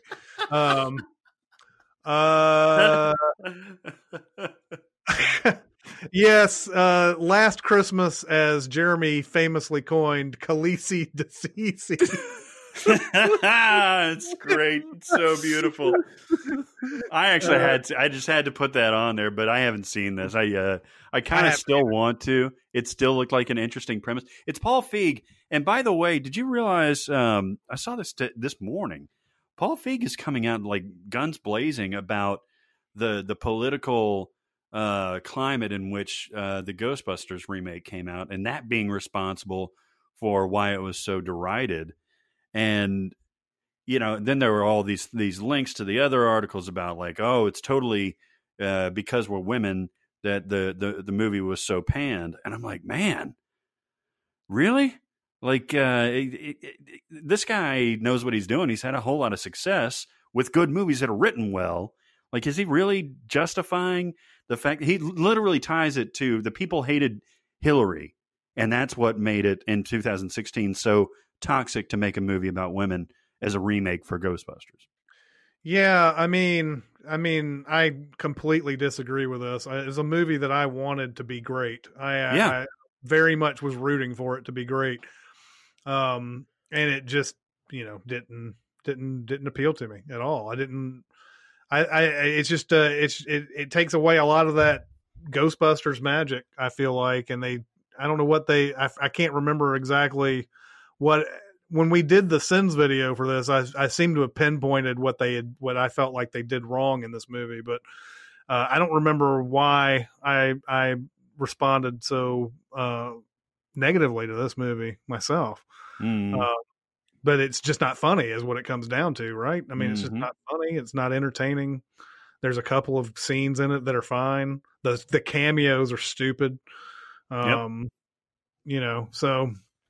I hate it when people come up with another reason why their movie failed, because if the movie is going to find an audience, it would have found it by now. Mm-hmm. if it was the climate that you were worried about, if it's 4 years later now, I mean, people would have discovered this and they would be touting it on Twitter as this misunderstood masterpiece. And I haven't seen that yet, although I'm sure I will. Yeah. But nobody's seen Last Christmas, right? Nope. I just wanted to include it because it's funny. A League of Extraordinary Gentlemen. Oh boy. The one that killed Sean Connery.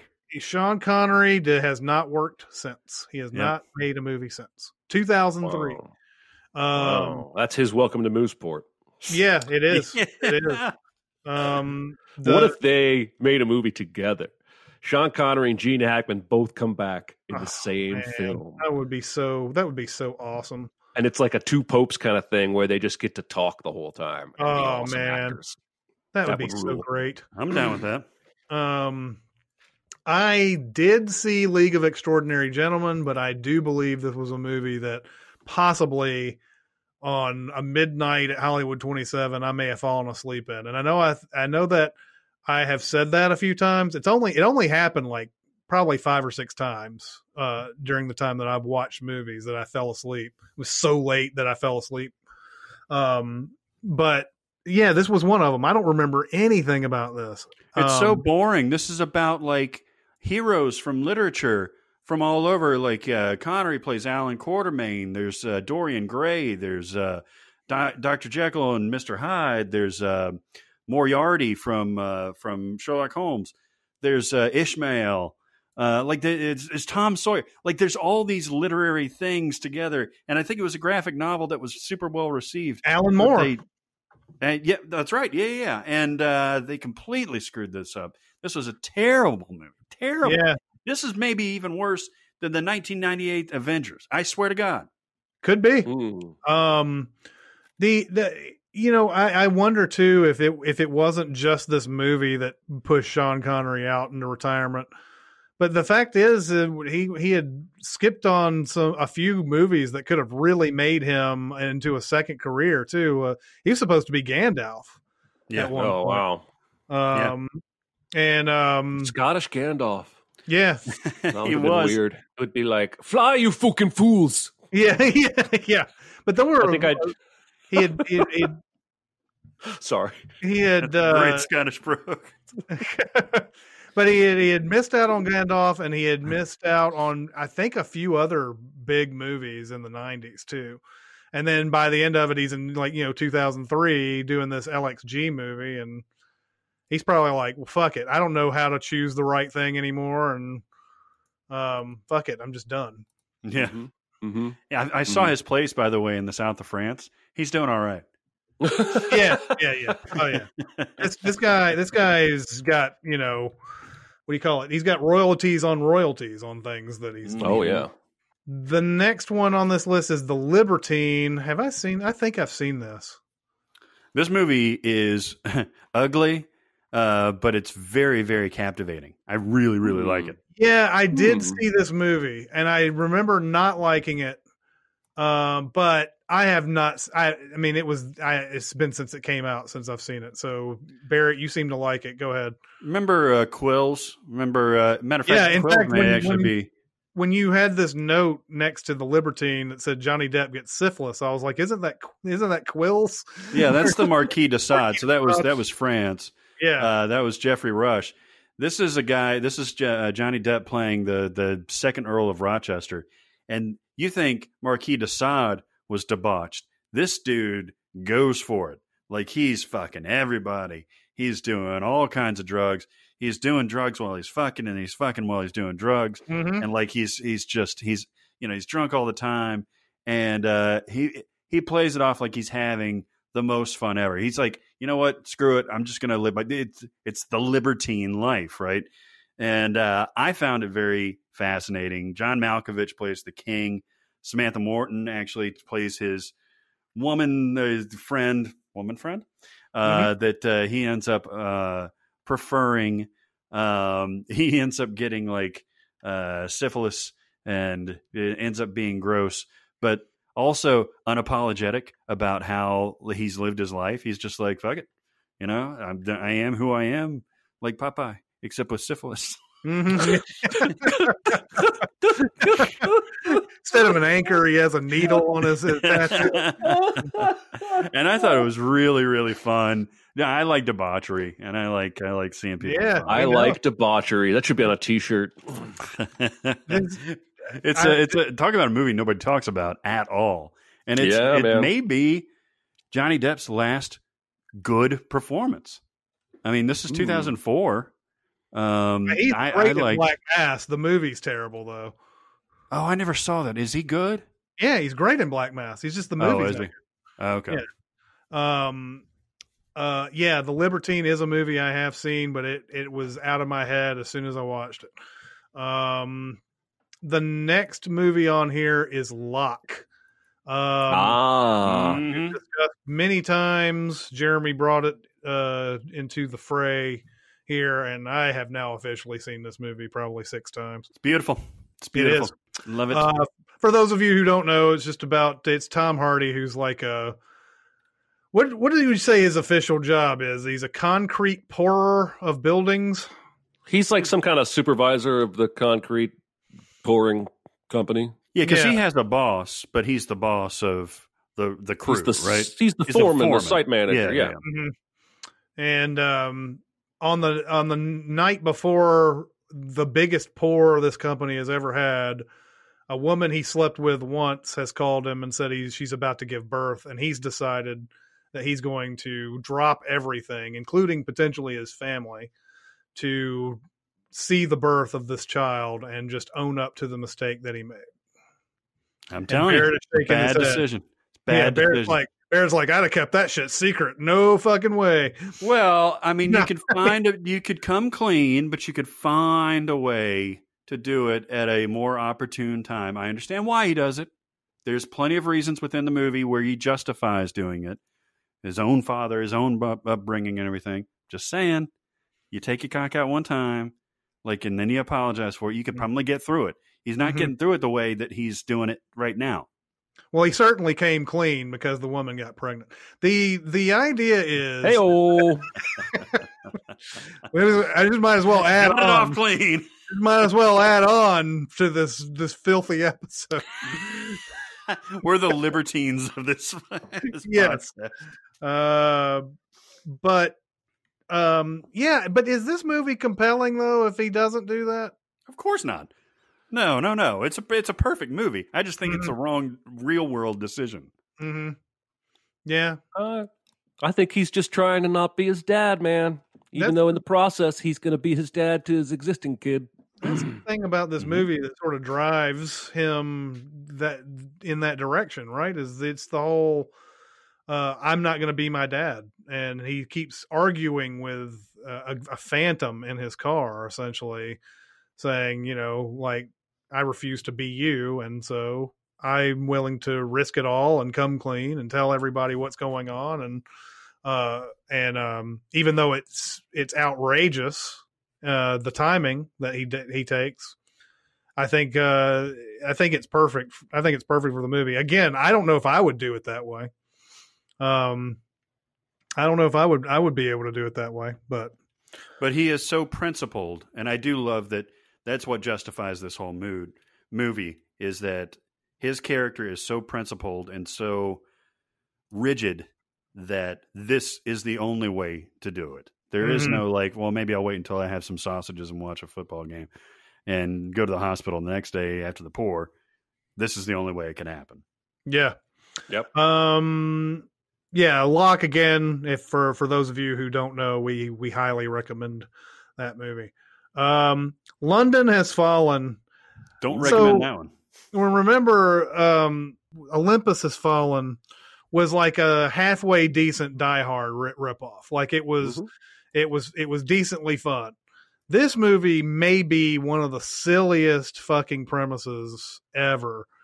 I think it's the Prime Minister dies in this movie, and the rules are set up in such a way that if you have like everybody who is important who wants to go to this funeral, all have to come at the same time. It's like everything that the terrorists want is the rules for this whole thing. And they like Aaron Eckhart at the beginning of this is advised you don't want to go to this funeral because there's so much bullshit going on, and they can't secure the area. Like Great Britain is like under this tremendous pressure, and he's like, nah, I've got to go to this funeral. And like, and like so everybody decides to go, and then of course because everybody decides to go and they can't have their own security detail for some reason, the terrorists blow up a whole bunch of fucking world leaders.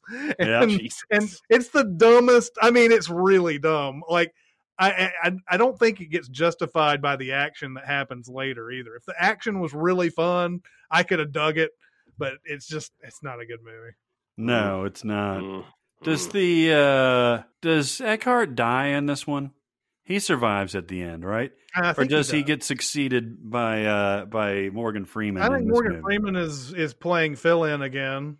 And then by the end of it, I think Aaron Eckhart's still alive. He's still alive. Okay. Yeah, because I think there's a speech at the end that Freeman gives, but he's not president at that point. I don't think. I see. Because Freeman is like in some remote location giving that speech. And Aaron Eckhart did get saved, but His movies are watchable though, man. I mean, I haven't seen Angel Has Fallen, but that first one was watchable. This one is watchable. Yeah. And finally, we get to Barrett's favorite movie of all time, Love Actually. Yep. It's beautiful. I was talking about this to my parents yesterday about how much it's funny. My dad loves this movie. My mom hates this movie. And it's, you know why she hates it? She hates it because of the Martin Freeman fucking things. She was that's dirty. And I was like, yeah, of course it's dirty, but the rest of the movie's kind of dirty too. I mean, side note, actual penetration. They really got into it on that. I still don't know what they're standing in for necessarily, whether they're like filming just a random sex scene because it goes on forever, or why they need all this light. I mean, I don't. And everything. Do you know if they're shooting an actual porno or are they shooting an art film? I think they're shooting like an actual film. I don't think it's a porno film. Actual film. That's they're trying to get the light right. They're trying to get all these different things right so that the actors don't have to go in and have to do this, cold, I guess. Anyway. No, it's a beautiful movie. It's got full of heart. It's got good dialogue. It's not one of those Christmas movies that's too saccharine. Like there's a lot of naughtiness and cheeky monkeys. And cheeky like monkeys. That. I don't know. You looking at my bum? And one dude goes to Milwaukee and scores with a bunch of hot chicks. Yeah, and, right. One part that's just the biggest fantasy of the whole fucking movie. And that dude's an asshole too. He's so terrible. He's such a dickhead. He can't get it. He can't get laid in England, but he's basically understands that his accent alone will get him laid in America, and so he goes to some seedy ass bar in like Milwaukee. Yep. And all the hottest all the hottest American actresses of the age are in this bar. Yeah, Alicia Cuthbert, and you got January Jones, and eventually Shannon Elizabeth, and I forget the other one. Yeah, there was some famous model at the time. Oh my God! No, this movie's a delight. Matter of fact, I had my Christmas routines of where I would watch like Home Alone or Muppet Christmas Carol or Mickey's Christmas Carol, or just your regular rotation. And when I started working with a bunch of younger people up at Northwestern, they were like, "Well, we watch Love Actually every Christmas," and I was like, it had been a long time since I had seen it. And I was like, "Is that even a Christmas movie?" And I started watching it, and now it's in the rotation every Christmas. It's funny, that whole argument about the Die Hard being a Christmas movie and everything. Mm-hmm. A few months ago, I was going through some of our old videos, and I realized that I had scheduled the first Die Hard to come out around Christmas. That video came out like Christmas Eve or something. So I guess this had to have been before the whole debate as to whether it was a Christmas movie or not. But I think I remember going, well, there was some Christmas in that movie. I'll put it around Christmas. I'll release it around. It's like December 24th. I was like, oh, maybe I've changed my mind about this movie. I don't know. I think the debate is so stupid. We are done with the L's now. We'll go on to the M's on the next road trip on the next episode. So that's going to do it for this week. Go to SinCast presented by Cinemasins on Facebook. We can also have a Cinemasins Twitter, Music Video Sins Twitter.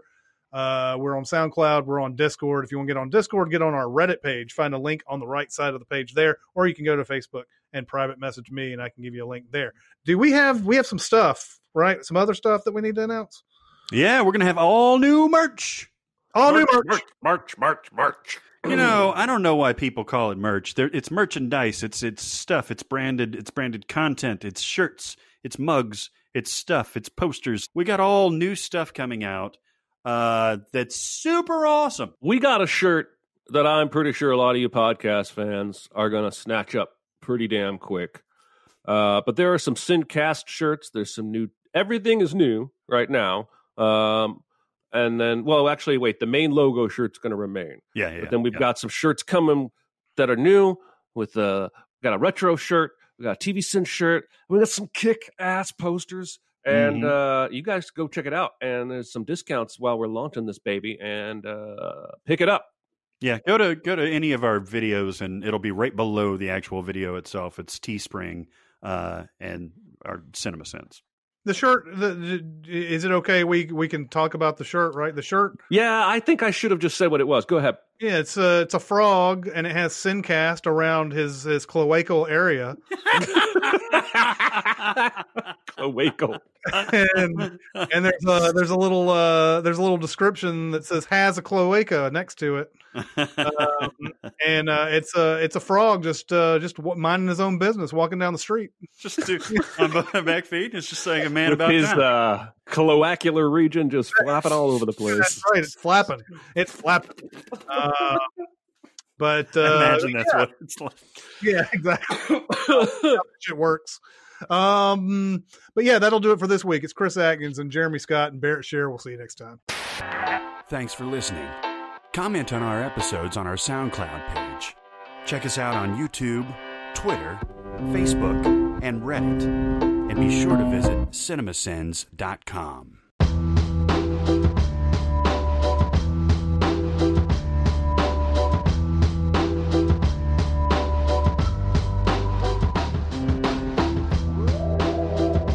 Hey, Jeremy, I watched your Unstoppable last night. Oh yeah, what'd you think? That movie's a lot more bonkers than I remember it being. Oh yeah. I mean, it's not I thought it was a straightforward they get it together and they use science and they use their know-how to get this. No, there's a bunch of crazy shit that goes on during this. They still have science and know-how. They also have an abundance of breaks. Like one brake keeps breaking, and then that brake goes out, and he's like, "No, pull the other brake." And he pulls the other. This is the movie brake. You're going to go in on being too crazy. This is the movie. And these Denzel's daughters are Hooters waitresses for no reason. Have you seen Deja Vu? These two made They made that movie too. And Man on Fire. You can't say bonkers about Unstoppable. It's fucking normal compared to a normal Tony Scott film. Chris Pine threatens a cop friend with a gun because he's texting with his wife. They get a restraining order, but by the end of the thing, because he's heroing, she's like, "Okay, we're good." That's how it works. Mm-hmm. People in extreme circumstances end up closer together. Don't be coming for Unstoppable. And then who's the bad guy in Unstoppable? The train that won't slow down, but also the dad, Kevin. It's the fat guy. That's the. It's Kevin Dunn. Kevin Dunn is so. What is it? A decision he makes, or is it he wants the train to do that? No, he's neither. He's just the head of the big company that wants to save money more than lives, as for much of the movie. He wants to derail it, like in a town that will be less populated than like a super populated town. Right. And Denzel wants to go after it for a risky plan. And so he says, I'm going to fire you. And Denzel says, you already did. I got my notice 62 days ago. Got 18 days left. And so he does it anyway. And Kevin Dunn learns his lesson because they saved the day. And then Chris Pine gets his wife back. And Denzel's Hooter daughters love him. And it's all gravy. Yep. I haven't. But they fucking say the guy, they win. They beat the unstoppable train by dude twistering his truck right up next to it. And Kirk jumps into the back of the thing. Then he drives up to the thing. He jumps onto the thing, and then he stops it. Why didn't they do that from the very beginning? As soon as they locked onto it, why didn't they just like walk over there and like sit in the cockpit and just stop it? Why didn't they do it? Because Denzel gets to a point where he's like, I can't make the gap. But like there's a ladder right there that he can walk across and then walk up the other ladder. The movie's bonkers. I haven't seen it since it came out, so I've forgotten all the particulars of it, other than it is a runaway train never coming back. It's not. I thought, exactly. It's not that crazy. It's really. Well, it's crazier than I thought it was. I thought it was very straightforward. But I think then the there's craziest all this, thing about it is and the Hooters and all the weird shit. I think the craziest thing about it is T.J. Miller's in this movie. Yeah, T.J. Miller's like a buff. That is weird. He's high-fiving Ethan Suplee. Denzel did Taking a Pelham 1, 2, 3 around that same time too. So he was like in two train movies right around there. Like that one has Taking a Pelham 1, 2, 3 has that awesome moment where he shoots Travolta on the track at the end of the movie, and Travolta's like, "You're my goddamn hero." Before he died. There was some I don't know. There was some comedy group that would collect all sorts of videos from around the world, like old VHS tapes and stuff, and they used to do a little tour around. They'd come to the Belcourt and everything and show these like long lost, like people doing fitness tapes and all sorts of just crazy shit that somehow hit some sort of market back in the day and everything. And they'd show these clips and they're just like ridiculous, like just, and they had this thing about collecting Jerry Maguire VHS tapes. Oh yeah. Because they would go, I guess they figured when they'd go to these stores that would buy new and used movies and everything, they would see lots of Jerry Maguires. So they started snapping them up and they'd bring them to the thing. Like people would bring Jerry Maguire movies to them so that they could continue collecting them. And I think they had a whole box showing how many they had. They just lugged that around and everything. It went further than that though, right? Didn't they like open up a one-day video store or 1 week video store in New York City with all their Jerry Maguire VHS tapes?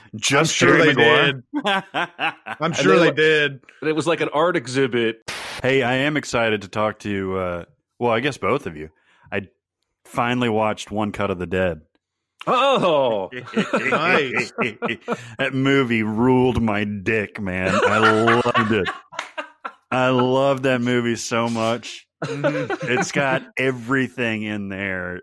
Like oh my God. I went back. Did you do this? I went back and watched the first one again. The first 30 minutes. The first part again. Yeah. And I think that's what I did. So perfect.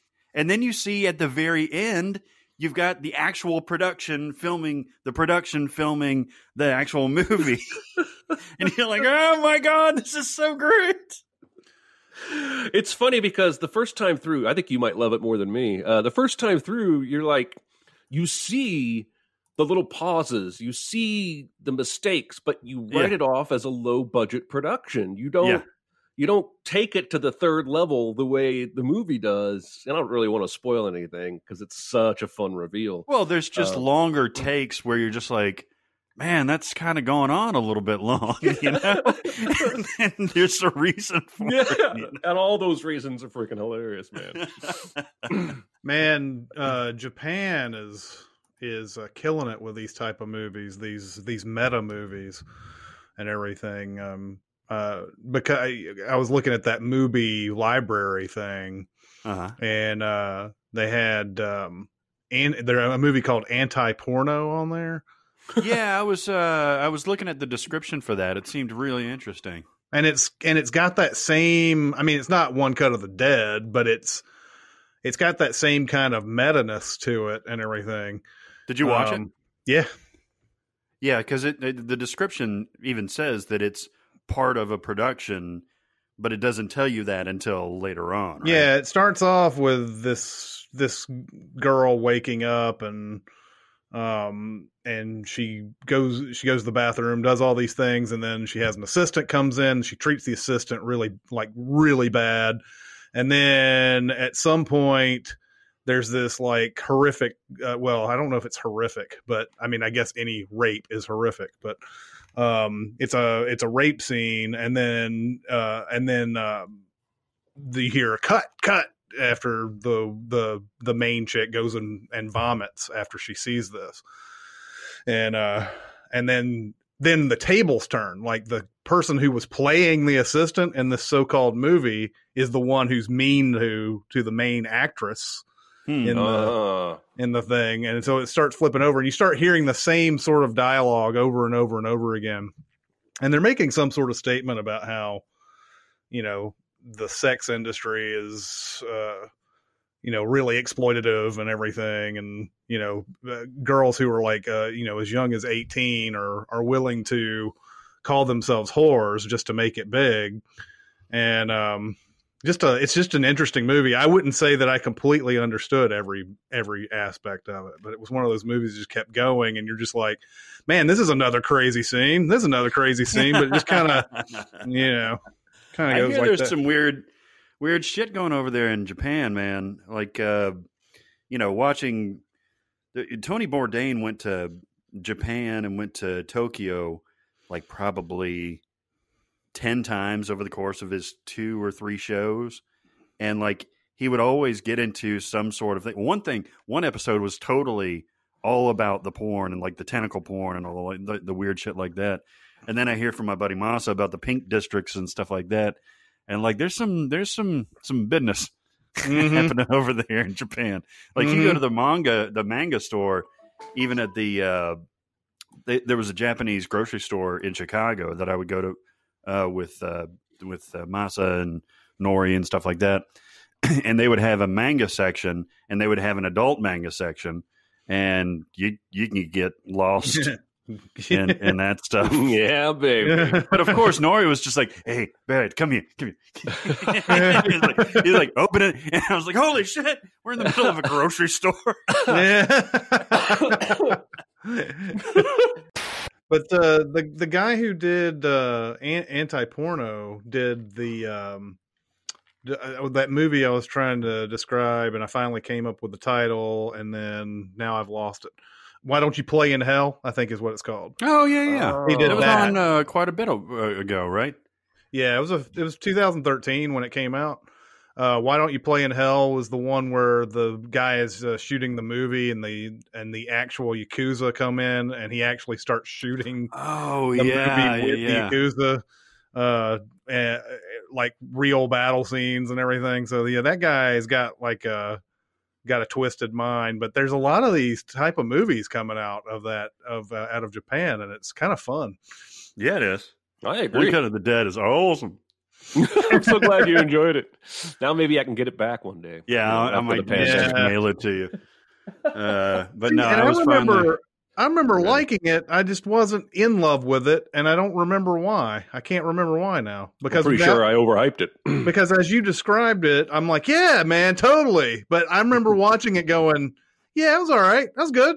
I liked it. I think some of it was I forgot a lot of what the conceit was. I knew that there was like a dual structure to it, but I didn't remember exactly what Jeremy said about it. I don't think you gave anything away, Jeremy. I think I tried not to. Yeah. It just kind of, you knew to expect something different. I knew to expect something different, but not this. And so, like, I knew that they were going to pull back and see what went on during the production, but I didn't know how bonkers that production was going to be. I've got a million Deadliest Catches on my DVR that I've never watching. I've been watching that a decent amount. That show's addictive as hell. It is. It's the problem is that it just is it. Not only is it the same thing over and over again, and I don't feel like I actually need to watch it, but they twist those stories so weirdly to me, though, on the Deadliest Catch. Like they'll say, "Oh no, this guy can't find any crab. He's terrible at finding crab." And then, like by the end of it, even though we've not seen him catch any crab, he somehow made his fucking quota. He's like, boy, that was cutting it close, but we got it done. Yeah, I'm sure it was. So they throw all that stuff in there, and they had that one. There was those few seasons a few years ago that I used to watch, and they had that one dude who was always fucking sneaking off to his captain's thing and doing heroin or whatever the fuck he was doing. Yeah. And that was his last season too, because producers were like, "Dude, you're the captain of the ship, and we're on it. This is kind of fucked up." You know. I like to do it quick on Friday. Mm-hmm. Yeah, it's the best and time. Then put only your panties back on. That's right. Panties. That's right. Panties. Just like the panties you gotta that do your it the mom laid bloodshot out for way. you. Yes. I love the way that Elaine ends that whole episode because it comes out of nowhere. She's like, "I'm going to stop by my mom's." You have no idea it's coming.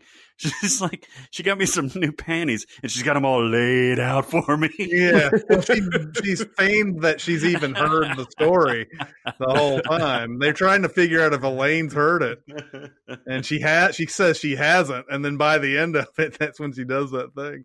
It's beautiful. I love George's reaction to it, where he's like your panties that your mother laid out for you.